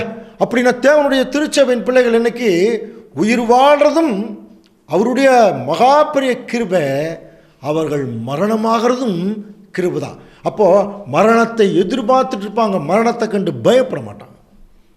ஏன்? இது ஒரு பயங்கரமான அதிர்ஷ்டம். எப்படி தெரியுங்களா? நம்ம உயிரோடு இருந்தால் கிறிஸ்துவுக்காக தேவனுக்காக வேலை செய்யலாம். ஒருவேளை மரித்தால் கிறிஸ்துவோட தேவனிடத்தில் போயிடலாம். நம்ம பிழைத்தாலும் ஆசீர்வாதம், செத்தாலும் ஆசீர்வாதம். இது எத்தனை பேர் புரிஞ்சுக்கிறீங்க? தான் கேள்வி. எத்தனை பேர் புரிஞ்சுக்கிறீங்க? நமக்கு கேட்குறாரு. ஒருவேளை நமக்கு அது புரிஞ்சிருச்சுன்னு வச்சுங்க, நாம் இன்னொரு 50 வருஷம் 60 வருஷத்துக்கெல்லாம் பிளான் போட மாட்டோம். நம்மளே கிறிஸ்து வந்தோன்னே போகிற கண்டிஷன் இருக்கிறோங்கிற போது அந்த பிளானே நமக்குள் இருக்காது. எப்போ வேணாலும் நம்முடைய மரணம் நம்மளை சந்திக்கிட்டோம், கிறிஸ்துவோடு நான் போயிடலாம். ஏன்? ஜென்ம சரீரம் விதைக்கப்படும், ஆவிக்குரிய சரீரம் எழுந்திருக்கும். அப்போ இன்னைக்கு ஒரு உண்மையான தேவனுடைய பிள்ளைகள் இந்த சத்தியங்கள் எல்லாம் கேட்டுட்டு தேவனுக்கு உண்மையாக நடக்கும்போது அவர்கள் ஒருவேளை இன்றைக்கு மரித்தால் அவர்கள் தூங்க வேண்டிய அவசியம் இல்லை. பேதுரு பவுலெல்லாம் 2000 வருஷமாக தூங்கியிருக்கிறாங்க பாருங்க, கிறிஸ்து வந்து எழுப்புற வரைக்கும். ஆனால் அவர்களைப் போல இப்போ நம்ம தூங்க வேண்டிய அவசியம் இல்லை. ஒரு நிமிஷத்தில் மறுரூபமாக்கப்பட்டு கிறிஸ்துவோடு போயிடலாம். அப்போது யோசனை பண்ணி பாருங்க. ஒரு கேள்வி. இப்போ நம்ம வாழ்கிறதுக்கு ட்ரை பண்ணலாமா அல்லது சாவுக்கு ட்ரை பண்ணலாமா? சாவுக்குன்னா தற்கொலை இல்லை, சாவை நோக்கி போகணும். பவுல் அந்த சாவை நோக்கி போயிட்டுருக்கார். அவருக்கு நல்லா தெரியும், அப்படியே சாவை நோக்கி போகும்போது நிறைய பாடுகள் துன்பங்கள். அந்த சாவு வரும்போது அடுத்த செகண்ட் நான் கிறிஸ்துவோட போயிடுவேன் நினச்சி தான் அவர் செத்து போகிறார். அவ்வளோ பெரிய ஒரு பாடுகளுக்குள்ளே போகிறார். ஆனாலும் யோசனை பண்ணி பாருங்க, அவர் தூங்க போகும்போது 2000 வருஷம் ஆனாலும் அது ஒரு நிமிஷம் மாதிரி தான். தூங்கி எந்திரிச்சோன்னே அவர் உயிர் தெழுந்து வரும்போது ஏற்கனவே நடந்த விஷயங்கள் தான் ஞாபகம் வரும். அதே தான் நமக்கும். நம்ம இன்னைக்கு செத்தா கூட மறுபடியும் உயிர் தெழுந்து வரும்போது எப்போ சாகருக்கு முன்னாடி என்ன அதுதான் ஞாபகம். அந்த மாதிரி தான். அப்போ ரெண்டுமே உயிர்த்தெழுதலுடைய நிலைமையில் ஒன்று தான், ஆனால் காலப்பகுதியில் தான் வேறு. நல்லா புரிஞ்சுக்கலாம். 2000 வருஷமாக அவங்க தூங்கிட்டு இருந்தாங்கன்னு அவங்க நினைக்க வேண்டிய அவசியம் இல்லை. அவங்களுக்கு 2000 வருஷமாக நடந்ததுன்னு தெரியாது. அவங்களுக்கு என்ன தெரியும்? செத்து போகிறதுக்கு முன்னாடி இருந்த ஒரு சூழ்நிலை, இப்போ உயிர் தெழுந்துட்டு வந்தாச்சு. அவங்க என்ன நினைப்பாங்க? அடே இப்போ தான் நான் செத்து போனோம், இப்போ இயேசு கிறிஸ்து உயிர் தெழுப்பிட்டார். அப்படி தான் அவங்களுடைய சிந்தனை இருக்கும். அதுக்கப்புறம் தான் அவங்களுக்கு விளக்கப்படும் இந்த 2000 வருஷமாக என்ன நடந்தது. இன்றைக்கி நமக்கு அப்படி இல்லைங்க. அவங்க விளங்கிக்கிறதுக்கு முன்னாடியே நமக்கு ஏற்கனவே விளக்கம் கொடுத்துட்டார். இப்போ என்ன சொல்கிறார்? நீங்கள் மரித்தால் ஒரு செகண்டில் கிறிஸ்துவோடு நீங்கள் போயிடலாம். இது எவ்வளோ பெரிய ஆசீர்வாதமான ஒரு காலப்பகுதிக்குள் இருக்கிறோம். ஆனால் அதே சமயத்தில் அன்புக்குரிய சகோதர சகோதரர்களே, எபிஃபனியா ஸ்டேஜில் இருக்கிறோம். அதிகமான வெளிச்சம் நமக்கு கிடைச்சாச்சு. இந்த அதிகமான வெளிச்சம் நமக்கு இப்போ என்ன சொல்லுது அப்படின்னா, ஆண்டவர் இயேசு கிறிஸ்து 2ஆம் வருகையில் வந்துட்டார். அவர் வருகையும் திருடன் வருகிற விதமாக இருக்கும். அவருடைய நாள், அவருடைய ராஜ்யமும் இரவில் திருடன் வருகிற விதமாக தான் இருக்கும். பாருங்கள், வாசிக்கலாம். 2 பேதுரு 3:10 வாசிங்க. கர்த்தருடைய நாள் இரவிலே திருடன் வருகிற விதமாய் வரும். பார்த்தீங்களா? அப்புறம் அவருடைய வருகையை பற்றியும் சொல்லப்பட்டிருக்கு, திருடன் வருகிற விதமாய். அவருடைய நாள் குறிச்சும், அந்த நாள் வருகைங்கிறது ரெண்டும் ஒன்று தான். அதை நல்லா புரிஞ்சுக்கலாம். அப்போது கர்த்தருடைய நாள் இரவிலே திருடன் வருகிற விதமாய் வருங்கிறதுக்கு என்ன அர்த்தம் தெரியுங்களா? கர்த்தருக்கு ஒரு நாள்ங்கிறது 1000 வருஷம். இதே 2 பேதுரு 3:8 வாசிக்கிறோம் இல்லையா? அதுக்கப்புறம் தான் இந்த வசனமே வருது. அப்போ கர்த்தருடைய நாள் இரவிலே திருடன் வருகிற விதமாய் வருதுன்னா என்ன புரிஞ்சுக்கணும்? கர்த்தருடைய 1000 வருஷ அரசாட்சி இந்த பூமியில் திருடன் வருகிற விதமாக தான் வரும். யாருக்குமே தெரியாதுங்கிறார். ஆனால் ஒன்று மட்டும் உறுதி பாருங்க, அப்பொழுது வானங்கள் மடமடவென்று அகன்று போகும், பூதங்கள் வெந்து உருகி போகும். எப்பொழுது? வர்றதுக்கு முன்னாடியா வந்ததுக்கு பின்னாடியா? கவனிச்சு பாருங்க. அப்பொழுது என்னது? வந்ததுக்கு பின்னாடி தான். நல்லா புரிஞ்சுக்கலாம். அப்போ இயேசு கிறிஸ்துடைய ராஜ்யம் உள்ள வந்துருச்சுனாலே அவர் உள்ள வந்துருவார். அவர் வந்தார் ராஜ்யம். ஆனால் என்ன நடக்குது? அவர் உள்ள வரும்போது இங்கே சாத்தானுடைய ராஜ்யம் நடந்துட்டு இருக்கு. இப்போ என்ன செய்யணும்? அவர் உள்ள வந்தோடனே அவருடைய ராஜ்யத்துக்குள் இருக்கிற சாத்தானுடைய கிரியைகள் என்ன பண்ணுப்போம்? வெளியெடுக்கணும். இதை தாங்க வானங்கள் மடமடவென்று அகன்று போகும், பூதங்கள் வெந்து உருகி போகும். இது ஆங்கிலத்தில் பூதங்கள்ங்கிறதுக்கு எலிமெண்ட்ஸ் ஷால் மெல்ட் வித் ஃபர்வெண்ட் ஹீட்னு இருக்கும். எலிமெண்ட்ஸ்னால் அமைப்புகள், இந்த பூமியில் இருக்கிற அமைப்புகள். வானம்ங்கிறது சாத்தானுடைய அரசாட்சி. அதை ஃபஸ்ட்டு பார்த்தோம் இல்லையா? ஃபஸ்ட்லேயே பார்த்தோம். அப்போ ஆண்டவர் இயேசு கிறிஸ்து பூமியில் வர்றார், அவருடைய ராஜ்யத்துக்குள்ளே வர்றார். அது யாருக்குமே தெரியாது. ஏன்னா அது திருடன் வருகிறதுமே உள்ளே வந்திருக்கும். இங்கே வந்ததுக்கு பிறகு என்ன செய்கிறாருன்னா, இங்கே இருந்து சாத்தானுடைய கவர்மெண்ட்ஸு, அவனுடைய அரசாட்சி. அதனால தான் முதலே ராஜாக்களை வெட்டி அனுப்பிச்சார் வெளியே. இனி தலைவர்களை வெட்ட போகிறார். இன்னும் கொஞ்ச நாளில் இந்த பூமி ஒரு மகா பெரிய பேரழிவுக்குள்ளே போகும். காரணம் என்ன? இவைகள் எல்லாமே சாத்தானுடைய அரேஞ்ச்மெண்ட். அதை இப்போ வெளியே தள்ளுறதுக்கு தாங்க தேவன் இன்றைக்கி நிறைய ஒரு பிரச்சனைகளை அனுமதிச்சிருக்கிறார். சுனாமி வந்தாச்சு. இப்போ நமக்கு பஞ்சங்கள், பூமி எதிர்ச்சிகள் எல்லாம் நம்ம படிச்சிருக்கிறோம் இல்லையா? இதெல்லாமே நம்ம கண்கூட இன்றைக்கி பார்த்துட்ருக்குறோம். காரணம் என்னென்னா, சாத்தானுடைய கவர்மெண்ட் இங்கிருந்து வெளியே போகணும். இது எந்த ஸ்டேஜில் நடந்துகிட்ருக்குன்னா, அந்த எஃபிபனியா ஸ்டேஜில். இது நமக்கு மட்டும்தான் தெரியும். ஆனால் வசனங்கள் நமக்கு தெளிவாக சொல்லியிருக்கு. அன்புக்குரிய சகோதர சூழலை லூக்கா 21:26 பாருங்கள், வானத்தின் சத்துவங்கள் அசைக்கப்படும். அதனால் பூமியின் மேல் வரும் ஆபத்துகளுக்கு பயந்து எதிர்பார்க்கறதுனால மனுஷனுடைய இருதயம் என்ன ஆகிடுமா? சோர்ந்து போயிடும். இன்றைக்கி எல்லாருடைய இருதயம் கரைஞ்சி போச்சு. ரொம்ப அப்செட் ஆகிருக்காங்க. நம்ம ஊர்லேயே பாருங்கள், பெட்ரோல் விலையெல்லாம் ஏறுதுன்னு எல்லாருக்கும் ஒரு மாதிரி பயங்கரமான கஷ்டம் இருக்குது. இது எப்படி தேவன் சரி பண்ண போகிறாருங்கிற போது அதுக்கு ஆகாய் தீர்க்கதரிசி எழுதுகிறார். வாசிக்கலாம் பாருங்க, ஆகாய் 2:6 வாசிங்க. சேனைகளின் கர்த்தர் சொல்லுகிறார், கொஞ்சம் காலத்துக்குள்ளே இன்னும் ஒரு தரம் நான் வானத்தையும் பூமியும் சமுத்திரத்தையும் வெட்டாந்தரையும் அசைய பண்ணுவேன். பெரிய விளக்கம் இருக்கு அன்புக்குரிய சகோதர சகோதரி. சேனைகளின் கர்த்தர் சொல்றார், இன்னும் கொஞ்ச காலத்துக்குள்ளே இன்னும் ஒரு தரம் வானத்தையும் பூமியும் சமுத்திரத்தையும் வெட்டாந்தரையும் அசைய பண்ணுவேன். வானம்ங்கிறது சாத்தானுடைய அரசாட்சி, பூமிங்கிறது அமைப்புகள், சமுத்திரம்ங்கிறது கொந்தளிக்கும் ஜனங்கள். இது இன்னைக்கு பயங்கரமாக அசைஞ்சிட்ருக்கு. ஒன்று மட்டும் இன்னும் அசையலை, அது இப்போ கொரோனாவில் அசைஞ்சாச்சு. வெட்டாந்தரை தெரியுமா? பாருங்கள், இப்போ 2 பகுதி, இந்த பக்கம் சமுத்திரம், இது வெட்டாந்தரை. இது கொந்தளிக்குதுன்னா கொந்தளிக்கும் ஜனங்கள், வெட்டாந்தரைக்குது அமைதியாக இருக்கக்கூடிய ஜனங்கள். இன்னும் சில நாடுகளில் பிரச்சனையே இல்லாமல் இருக்குன்னு நினச்சிட்டு இருந்தோம். சுவிட்சர்லாந்து, ஆஸ்திரேலியா, இந்த மாதிரி சில நாடுகளில், கனடா, சில நாடுகள்லாம் கவனித்து பார்த்தீங்கன்னா அவங்களுக்கு எந்த பிரச்சனையுமே கிடையாது. இன்றைக்கி கொரோனா எல்லா நாடுகளையும் பாதிச்சிருச்சு பாருங்க. இது ஸ்டார்டிங் தான். இனி இதை விட்டால் பயங்கரமான மோசமான சூழ்நிலைக்குள்ளே நம்முடைய உலகம் போகுது. அது 2021 நம்ம பார்க்கலாம். மோசமான விளைவுகள், இன்னும் அதிகமான பிரச்சனைகள் தான் ஜாஸ்தியாக முடிய, இது கம்மியாகிறதுக்கு வாய்ப்பே இல்லை. ஆண்டவர் இயேசு கிறிஸ்து 2ஆம் வருகையில் அவருடைய ராஜ்யம் இந்த பூமியில் ஸ்தாபிக்கிறார். அப்போ அதுக்குள் இருக்கக்கூடிய அனைத்து அசுத்தங்களையும் வெளியெடுக்கிறார். புரியுதுங்களா? அதைத்தான் இங்கே நடந்துட்டு இருக்குது. அதனால தான் சொல்லும்போது இது எல்லாத்தையும் அசைய பண்ணுவேன், சகல ஜாதிகளையும் அசைய பண்ணுவேங்கிறார். அப்படின்னு இன்றைக்கி அதுதான் இன்றைக்கி அசைஞ்சிருச்சு பாருங்கள். எல்லா நாடுகளும் அசையுது, சகல ஜாதிகளையும். இது சாம்பிள் தான். இன்னும் கொஞ்ச நாளில் மகா மோசமான அசைவுக்குள்ளே இந்த பூமி வரும். அப்போது சகல ஜாதிகளாலும் விரும்பப்பட்டவர் வருவார்னு ஒரு வசனம் இருக்கு. அது யாரு? சகல ஜாதிகளாலும் விரும்பப்பட்டவர் யாருங்க? ஆண்டவர் இயேசு கிறிஸ்துவா?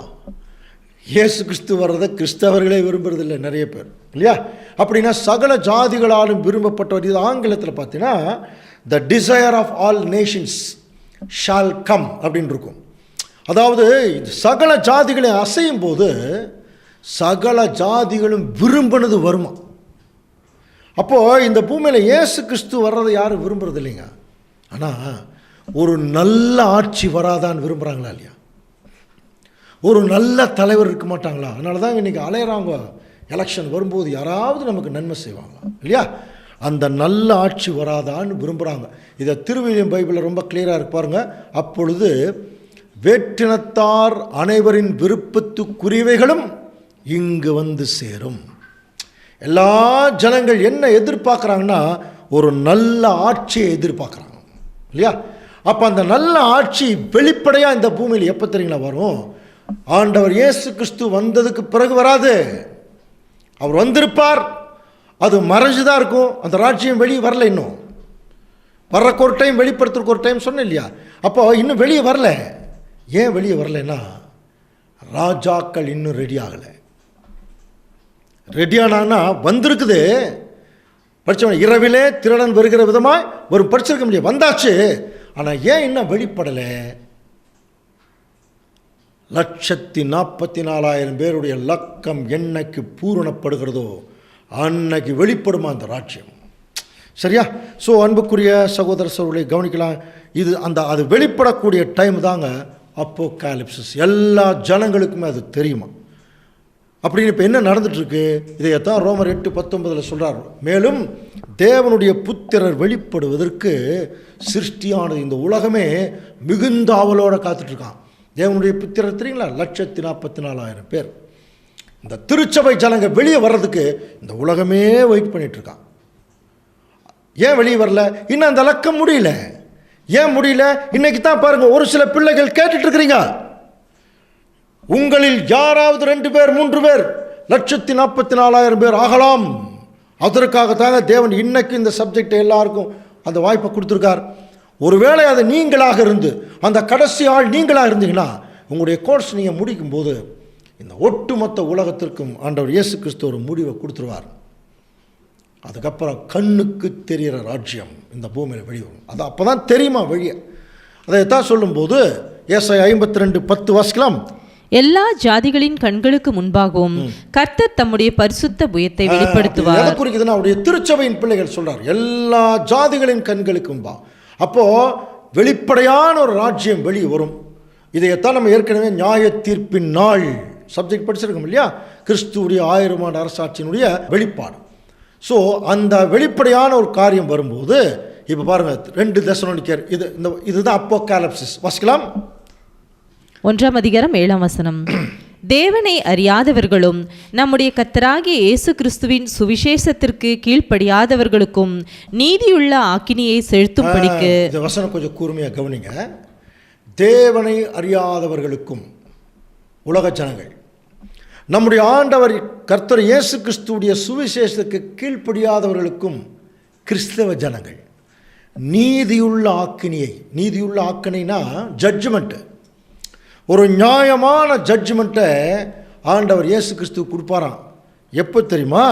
பாருங்க, கர்த்தராகிய இயேசு தமது வல்லமையின் தூதரோடும் ஜுவாலித்து எரிகிற அக்னியோடும் வானத்திலிருந்து வெளிப்படும் போது, அதுதாங்க அப்போகாலிப்சிஸ். புரியுதா? எப்போ உலக ஜனங்களுக்கு வெளிப்படுத்துவார்? ஜுவாலித்து எரிகிற அக்னினா நெருப்பில்ல, நியாய தீர்ப்பு. இந்த உலக ஜனங்களுக்கு ஒரு நியாயமான தீர்ப்பு எப்போ கொடுப்பார்னா, அவருடைய வல்லமையின் தூதரோடு அவர் வருவாராம். அப்போ ஏன் இன்னும் வரல? அந்த வல்லமையின் தூதர் யார் அப்படிங்கிற ஒரு விஷயத்துக்கு வரும்போது, அந்த வல்லமையின் தூதர் யார் தெரியுங்களா? பரலோகத்தில் இருக்கிற தேவதூதர்கள் அல்ல, ஆண்டவர் இயேசு கிறிஸ்துவோட சேருகிற திருச்சபை 1,44,000 பேர். இவங்களுடைய செலெக்ஷன் முடிஞ்சதுக்கப்புறம் தான் ஒட்டுமொத்த உலகத்திற்கும் ராஜ்யம் வெளிப்படும்.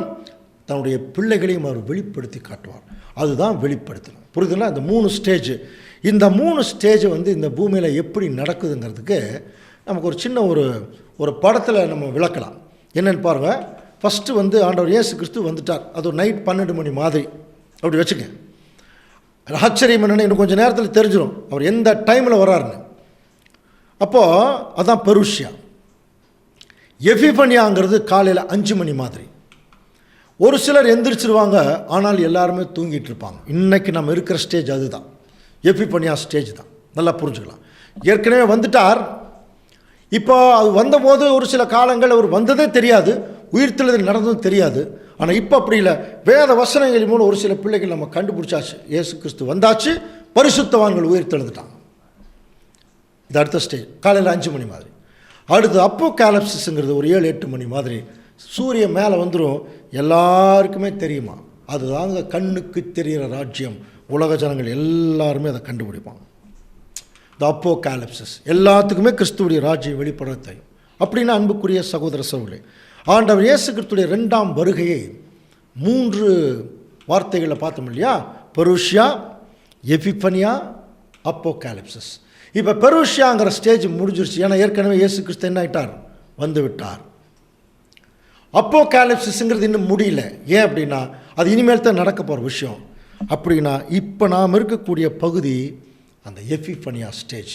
இப்போ இந்த பூமியில் திருச்சபையின் பிள்ளைகளாகிய நமக்கு என்ன நடந்துட்டுருக்கு, அல்லது இயேசு கிறிஸ்து எப்போ வர்றார் அப்படின்னு கண்டுபிடிக்கிறதுக்கு, எக்ஸாக்டாக அவர் வந்த டைமை கண்டுபிடிக்கிறதுக்கு ஆண்டவர் இயேசு கிறிஸ்து ஒரு உவமை ஒன்று பேசியிருக்கார். அந்த உவமையை பார்த்தீங்கனாலே, ஓ இந்த டைம் தான் இயேசு கிறிஸ்து வந்தாரா அப்படின்னு கண்டுபிடிக்கலாம். இந்த படத்தை பார்த்து சொல்லுங்கள் பார்க்கலாம், என்ன உவமைன்னு. என்ன உவமை? பாருங்கள், 10 கன்னிகைகள் இல்லையா? படிச்சிருக்கீங்களா? 10 கன்னிகைகளை பற்றின உவமை. ஸோ இதுக்குள்ளே தான் போகிறோம்.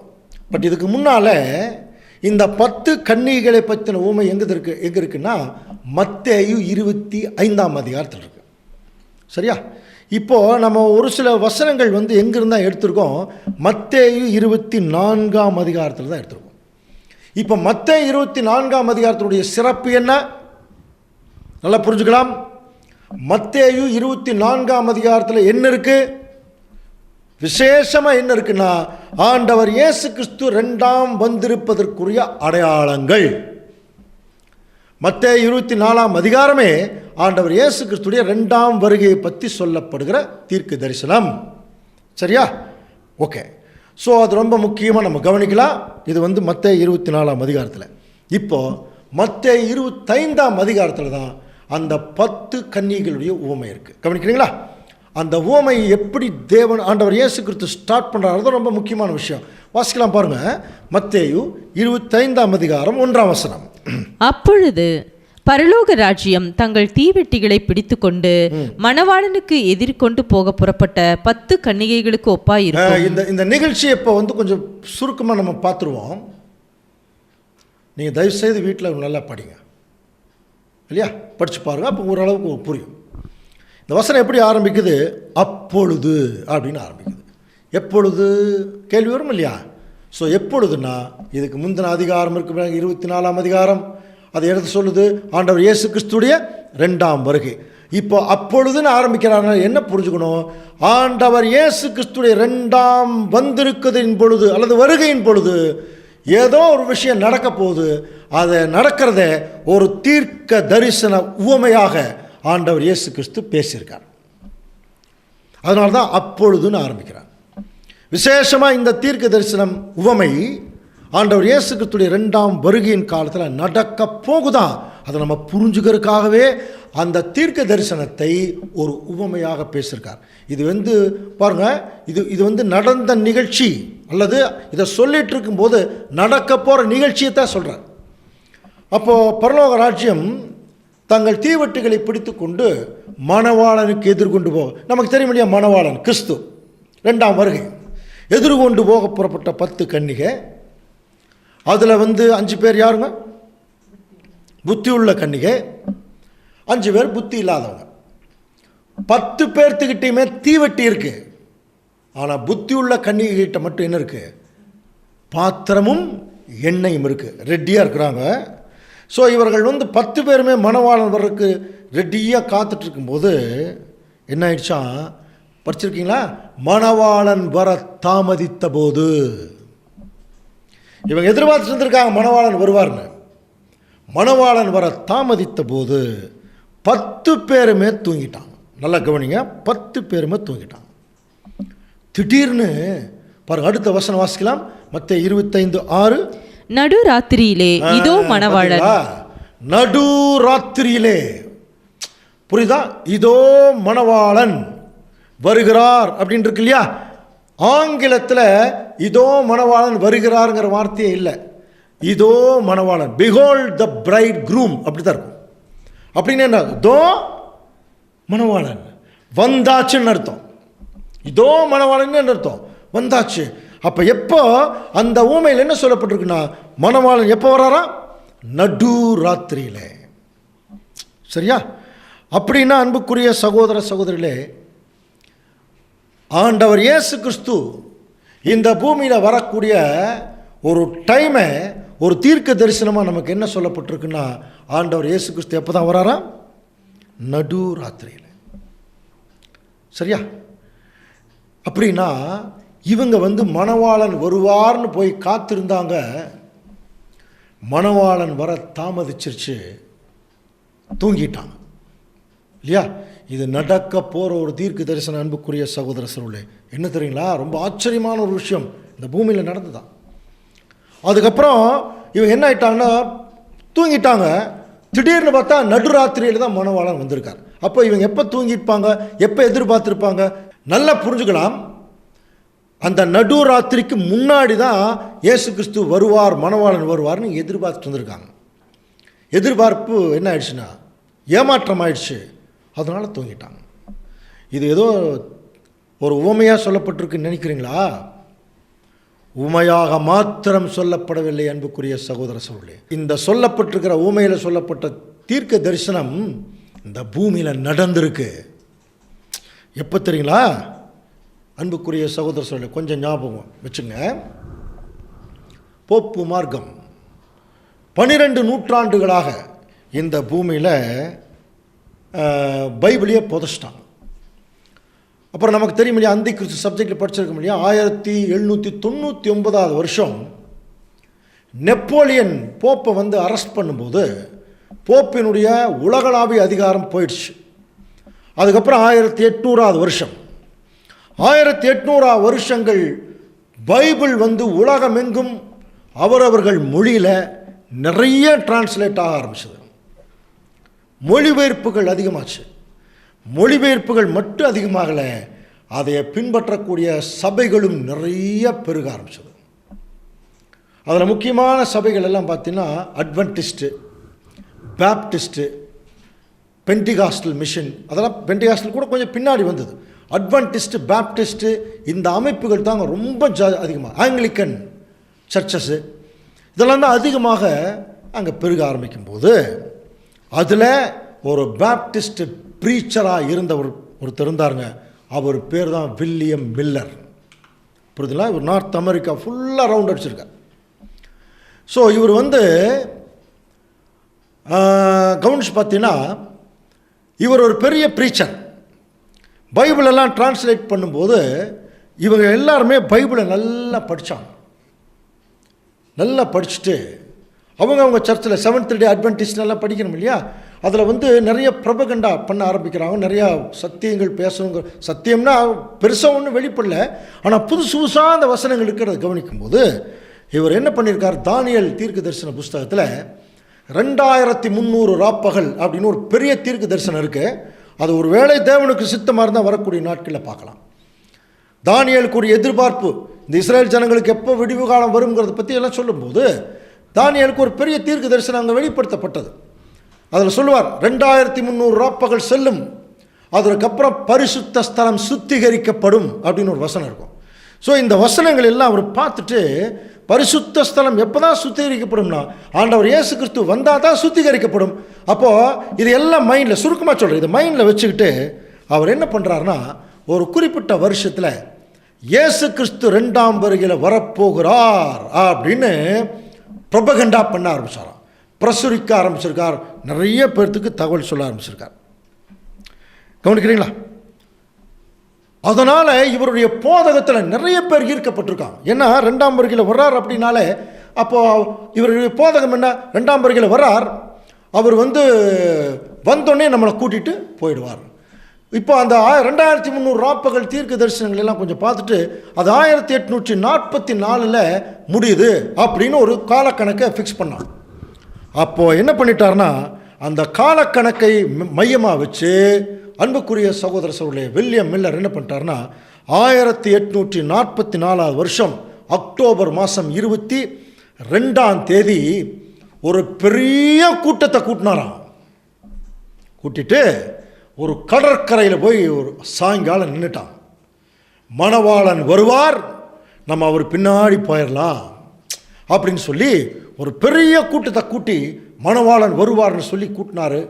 ஆனால் என்னாச்சுன்னா சாயங்காலமாச்சு, மணவாளன் வரல. பாருங்கள், நைட்டு 9 மணி ஆச்சு வரல, 12 மணி ஆச்சு வரல, காலையில் 3 மணி ஆச்சு வரல, 6 மணி ஆச்சு வரல.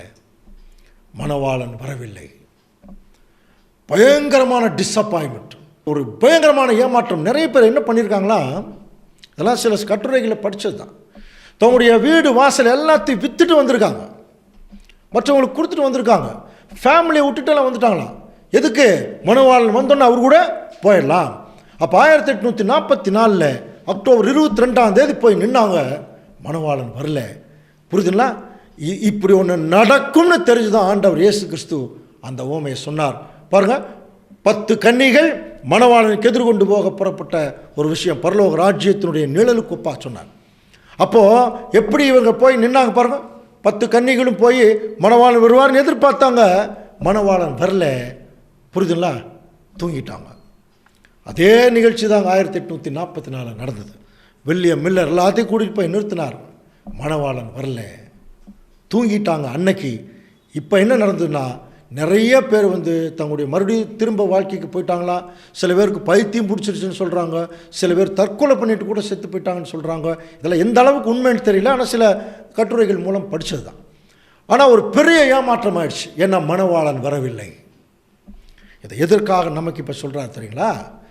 1800 இது ஒரு குழு நமக்கு. அன்புக்குரிய சகோதர சகோதரர்களே, ஆண்டவர் இயேசு கிறிஸ்து என்கிற மணவாளன் வருவதற்கு இந்த உலகத்தில் ஒரு பெரிய வகுப்பார் காத்திருந்த காலப்பகுதி 1844. எப்படி போய் காத்திருந்தாங்க இல்லையா? அப்போ மணவாளன் வரல. மணவாளன் வரலன்னு தூங்கிட்டாங்க. அதுக்கப்புறம் எப்போ வந்தார் மணவாளன்? எப்போ வந்தாராம்? நடு ராத்திரி. அப்படின்னா நல்லா கவனிக்கலாமா அன்புக்குரிய சகோதரர்கள்? அப்போ நடு ராத்திரிங்கிறது அன்னைக்கு இவங்க எப்படி போய் நின்றுட்டாங்கன்னா, நடு ராத்திரிக்கு ஜஸ்ட்டு முன்னால் ஒரு 11:30 மணிக்கு போய் நின்றுக்கிறாங்க, அப்படி எடுத்துக்கலாம். மணவாளன் வரல, ஏன்னா 12 மணிக்கு தான் வருவார். அதே மாதிரி இவர்கள் 1844 போய் நின்னது எதை குறிக்குதுன்னா, 11:30 மணி மாதிரி அல்லது ஒரு 11 மணி மாதிரி. மணவாளன் வரல. அப்படின்னா இந்த ஒரு விஷயம் எதை நமக்கு அதிகமாக சொல்லுது தெரியுங்களா? அப்போ 1844 என்பது ஒரு 11:30 மணி மாதிரி வரல. ஆனால் அதுக்கப்புறம் தானே 12 மணி வந்துச்சு. புரியுதா? அப்போ தான் மணவாளன் வந்தார். படிக்கிறோம் இல்லையா? நடு ராத்திரியிலே இதோ மணவாளன். அப்படின்னா அந்த நடு ராத்திரிங்கிறது 1844க்கு பிறகு தான் வர்றதுக்கான வாய்ப்பு இருக்கிறது அப்படின்னு சொல்லுது இந்த ஒரு விஷயம். இதில் ஒரே ஒரு குழு மட்டும் இப்போ என்ன பார்த்துருக்கோம். அப்போ இயேசு கிறிஸ்து வந்துட்டார் இல்லையா? அவர் எப்போ வந்தார்னா நடு ராத்திரியில். அந்த நடு ராத்திரி எப்போன்னு இன்னும் சொல்லலை, ஆனால் நடு ராத்திரிக்கு முந்தைய காலம் எப்போன்னு இதை பார்த்துட்டோம். ஏன்னா அதுக்கு முன்னால் தான் போய் மணவாளன் வருவார் எதிர்பார்த்தாங்க. அது எந்த வருஷம்னா 1844. அப்படின்னு நல்லா புரிஞ்சுக்கலாமா? அப்போ ஆண்டவர் இயேசு கிறிஸ்து ஒரு வேளை வந்திருக்கிறார் அப்படின்னா 1844 வருஷங்களுக்கு பிறகுதான் இந்த பூமிக்கு அவர் வந்திருக்க வேணும். சரியா? அது என்ன? அதுதான் நடு ராத்திரி. இப்போ நம்ம அந்த நடு ராத்திரிங்கிறத கண்டுபிடிக்க போகிறோம். நமக்கு நல்லா தெரியும், நம்முடைய காலக்கணக்கில் பார்க்கும்போது இஸ்ரேல் ஜனங்களுக்கு நடு ராத்திரிங்கிற, நமக்கும் நடுராத்திரி நைட்டு 12 மணி தானே. அப்போது அந்த நடு ராத்திரியில் தான் கிறிஸ்து வருவாராம். அவர் நடு ராத்திரியில் வந்தால் கூட எல்லோரும் தூங்கிட்டு தான் இருப்பாங்க. அப்போ எல்லோரும் எப்போ எந்திரிப்பாங்க? காலையில் 7 மணி. அதுதான் அப்போகாலிப்சிஸ், வெளிப்படையான ஒரு ராஜ்யம். அப்படின்னா அந்த நடு ராத்திரி வந்த இரவிலிருந்து அந்த காலையில் ஆகிற வரைக்கும் ஒரு இருட்டு தான் அந்த பூமியில் இருக்கும். அந்த காலப்பகுதியில் தீர்க்க தரிசனத்தில் திருச்சபையின் பிள்ளைகளுக்கு என்ன நடந்துட்டுருக்கு, என்ன நடக்குது, நாம் எப்படி நடந்து கொள்ள வேணும் அப்படிங்கிற ஒரு விஷயத்தை அடுத்த பாடத்தில் நம்ம என்ன செய்யலாம் பார்க்கலாம். இப்போ இயேசு கிறிஸ்து 2ஆம் வரையில் வந்தாச்சு. ஆனால் எந்த வருஷம் நின்று தெரியல. இந்த சப்ஜெக்டினுடைய முடிவில் அடுத்தது நம்ம பார்க்க போகிறோம். பட் அதே சமயத்தில் என்ன பார்த்துட்டோம்? அவர் வந்த காலத்துக்கு முன்னான காலம் என்ன? 1844 தான் போய் நின்னாங்க. அப்படின்னா அது 11:30 மணி மாதிரி. அதுக்கப்புறம் தான் 12 மணிக்கு ஆண்டவர் இயேசு கிறிஸ்துடைய 2ஆம் வருகையினுடைய காலம். இதோ மணவாளன். அப்படின்னா 1844 பிறகு தான் கிறிஸ்து வந்திருக்க வேணும். அதில் எந்த மாற்றம் இல்லை. சரி, அப்படியே வந்தாச்சு. இன்றைக்கி 2020. அப்போது நைட்டில் மிட் நைட் வந்துட்டார்னா இன்றைக்கும் மிட் நைட்டாக இருக்கும் இல்லையா? அதை கொஞ்சம் கொஞ்சமாக காலையை நோக்கி போகும் இல்லையா? இப்போ நம்ம இருக்கக்கூடிய பகுதி காலையில் 5 மணி மாதிரி. அப்போ இயேசு கிறிஸ்து வந்தது நைட் 12 மணி மாதிரி. இந்த கேப் இருக்கு இல்லையா? இந்த கேப் ஒரு இரவு பகுதி. இந்த இரவு பகுதியில் உண்மையான திருச்சபையின் பிள்ளைகள் எப்படி செலக்ட் பண்ணப்படுறாங்க, எப்படி அவர்கள் கிறிஸ்துவுக்குரியவர்களாக மாறுறாங்க என்பதை குறித்து அடுத்த வகுப்பில் தொடர்ந்து சிந்திக்கலாம். தேவன் தாமே பொறுமையோடு கேட்ட நம் அனைவரையும் ஆசீர்வதித்து வழிநடத்துவாராக. ஆமென். கிறிஸ்துவுக்குள் மிகவும் அன்பாக அழைக்கப்பட்ட அன்புக்குரிய சகோதர சகோதரிகளே, இந்த நாளிலும் சத்தியங்களை நமக்கு வெளிப்படுத்தின பிதாவாகிய தேவனுக்கு கிறிஸ்துவுக்குள்ளாக நன்றிகளை ஏறெடுத்துக்கொண்டு கேட்ட சத்தியங்களின் அடிப்படையில் நம்முடைய வாழ்க்கையை சீர்படுத்தி வாழ்வதற்கு தேவன் தாமே நமக்கு பரிசுத்தாவின் வழிநடத்தலை அதிகமாய் தந்தருள்ளாக. நாம் யாவரும் கண்களை மூடி நிறைவு ஜெபத்துக்குள்ளாக நாம் கடந்து வருவோம். மகா இரக்கமும் நீடிய சாந்தமும் மிகுந்த கிருபையும் நிறைந்த எங்கள் அன்பின் பரலோக பிதாவே, உமக்கே எல்லா துதி ஸ்தோத்திரங்களையும் இந்த மாலை பொழுதில் ஏறெடுக்கிறோம் தந்தையே. இதோ இந்த நாளிலே நாங்கள் வெறுமையாய் செல்லாதபடி உம்முடைய தாசன் மூலமாக நீர் கொடுத்த இந்த விலையேற பெற்ற பாடத்திற்காக நாங்கள் நன்றி செலுத்துகிறோம் தந்தையே. கேட்ட பாடங்களின் அடிப்படையில் எங்களுடைய வாழ்க்கையை நாங்கள் சீர்படுத்தி தேவரீர் நீர் எங்களுக்கு வைத்திருக்கிறதான அந்த நிச்சயராஜ்யத்தில் நாங்கள் அனைவரும் சென்று சேர தேவரீர் தாமே எங்களுக்கு பரிசுத்தாவின் வழிநடத்தை அதிகமாக எங்களுக்கு தந்தள்ள வேண்டுமா என்று கொண்டாடுகிறோம். விசேஷமாக இதோ இந்த கூடுகையினுடைய நிறைவு பகுதியிலே நீர் எங்களை கடந்து வர கிருபை செய்திருக்கிறீர்.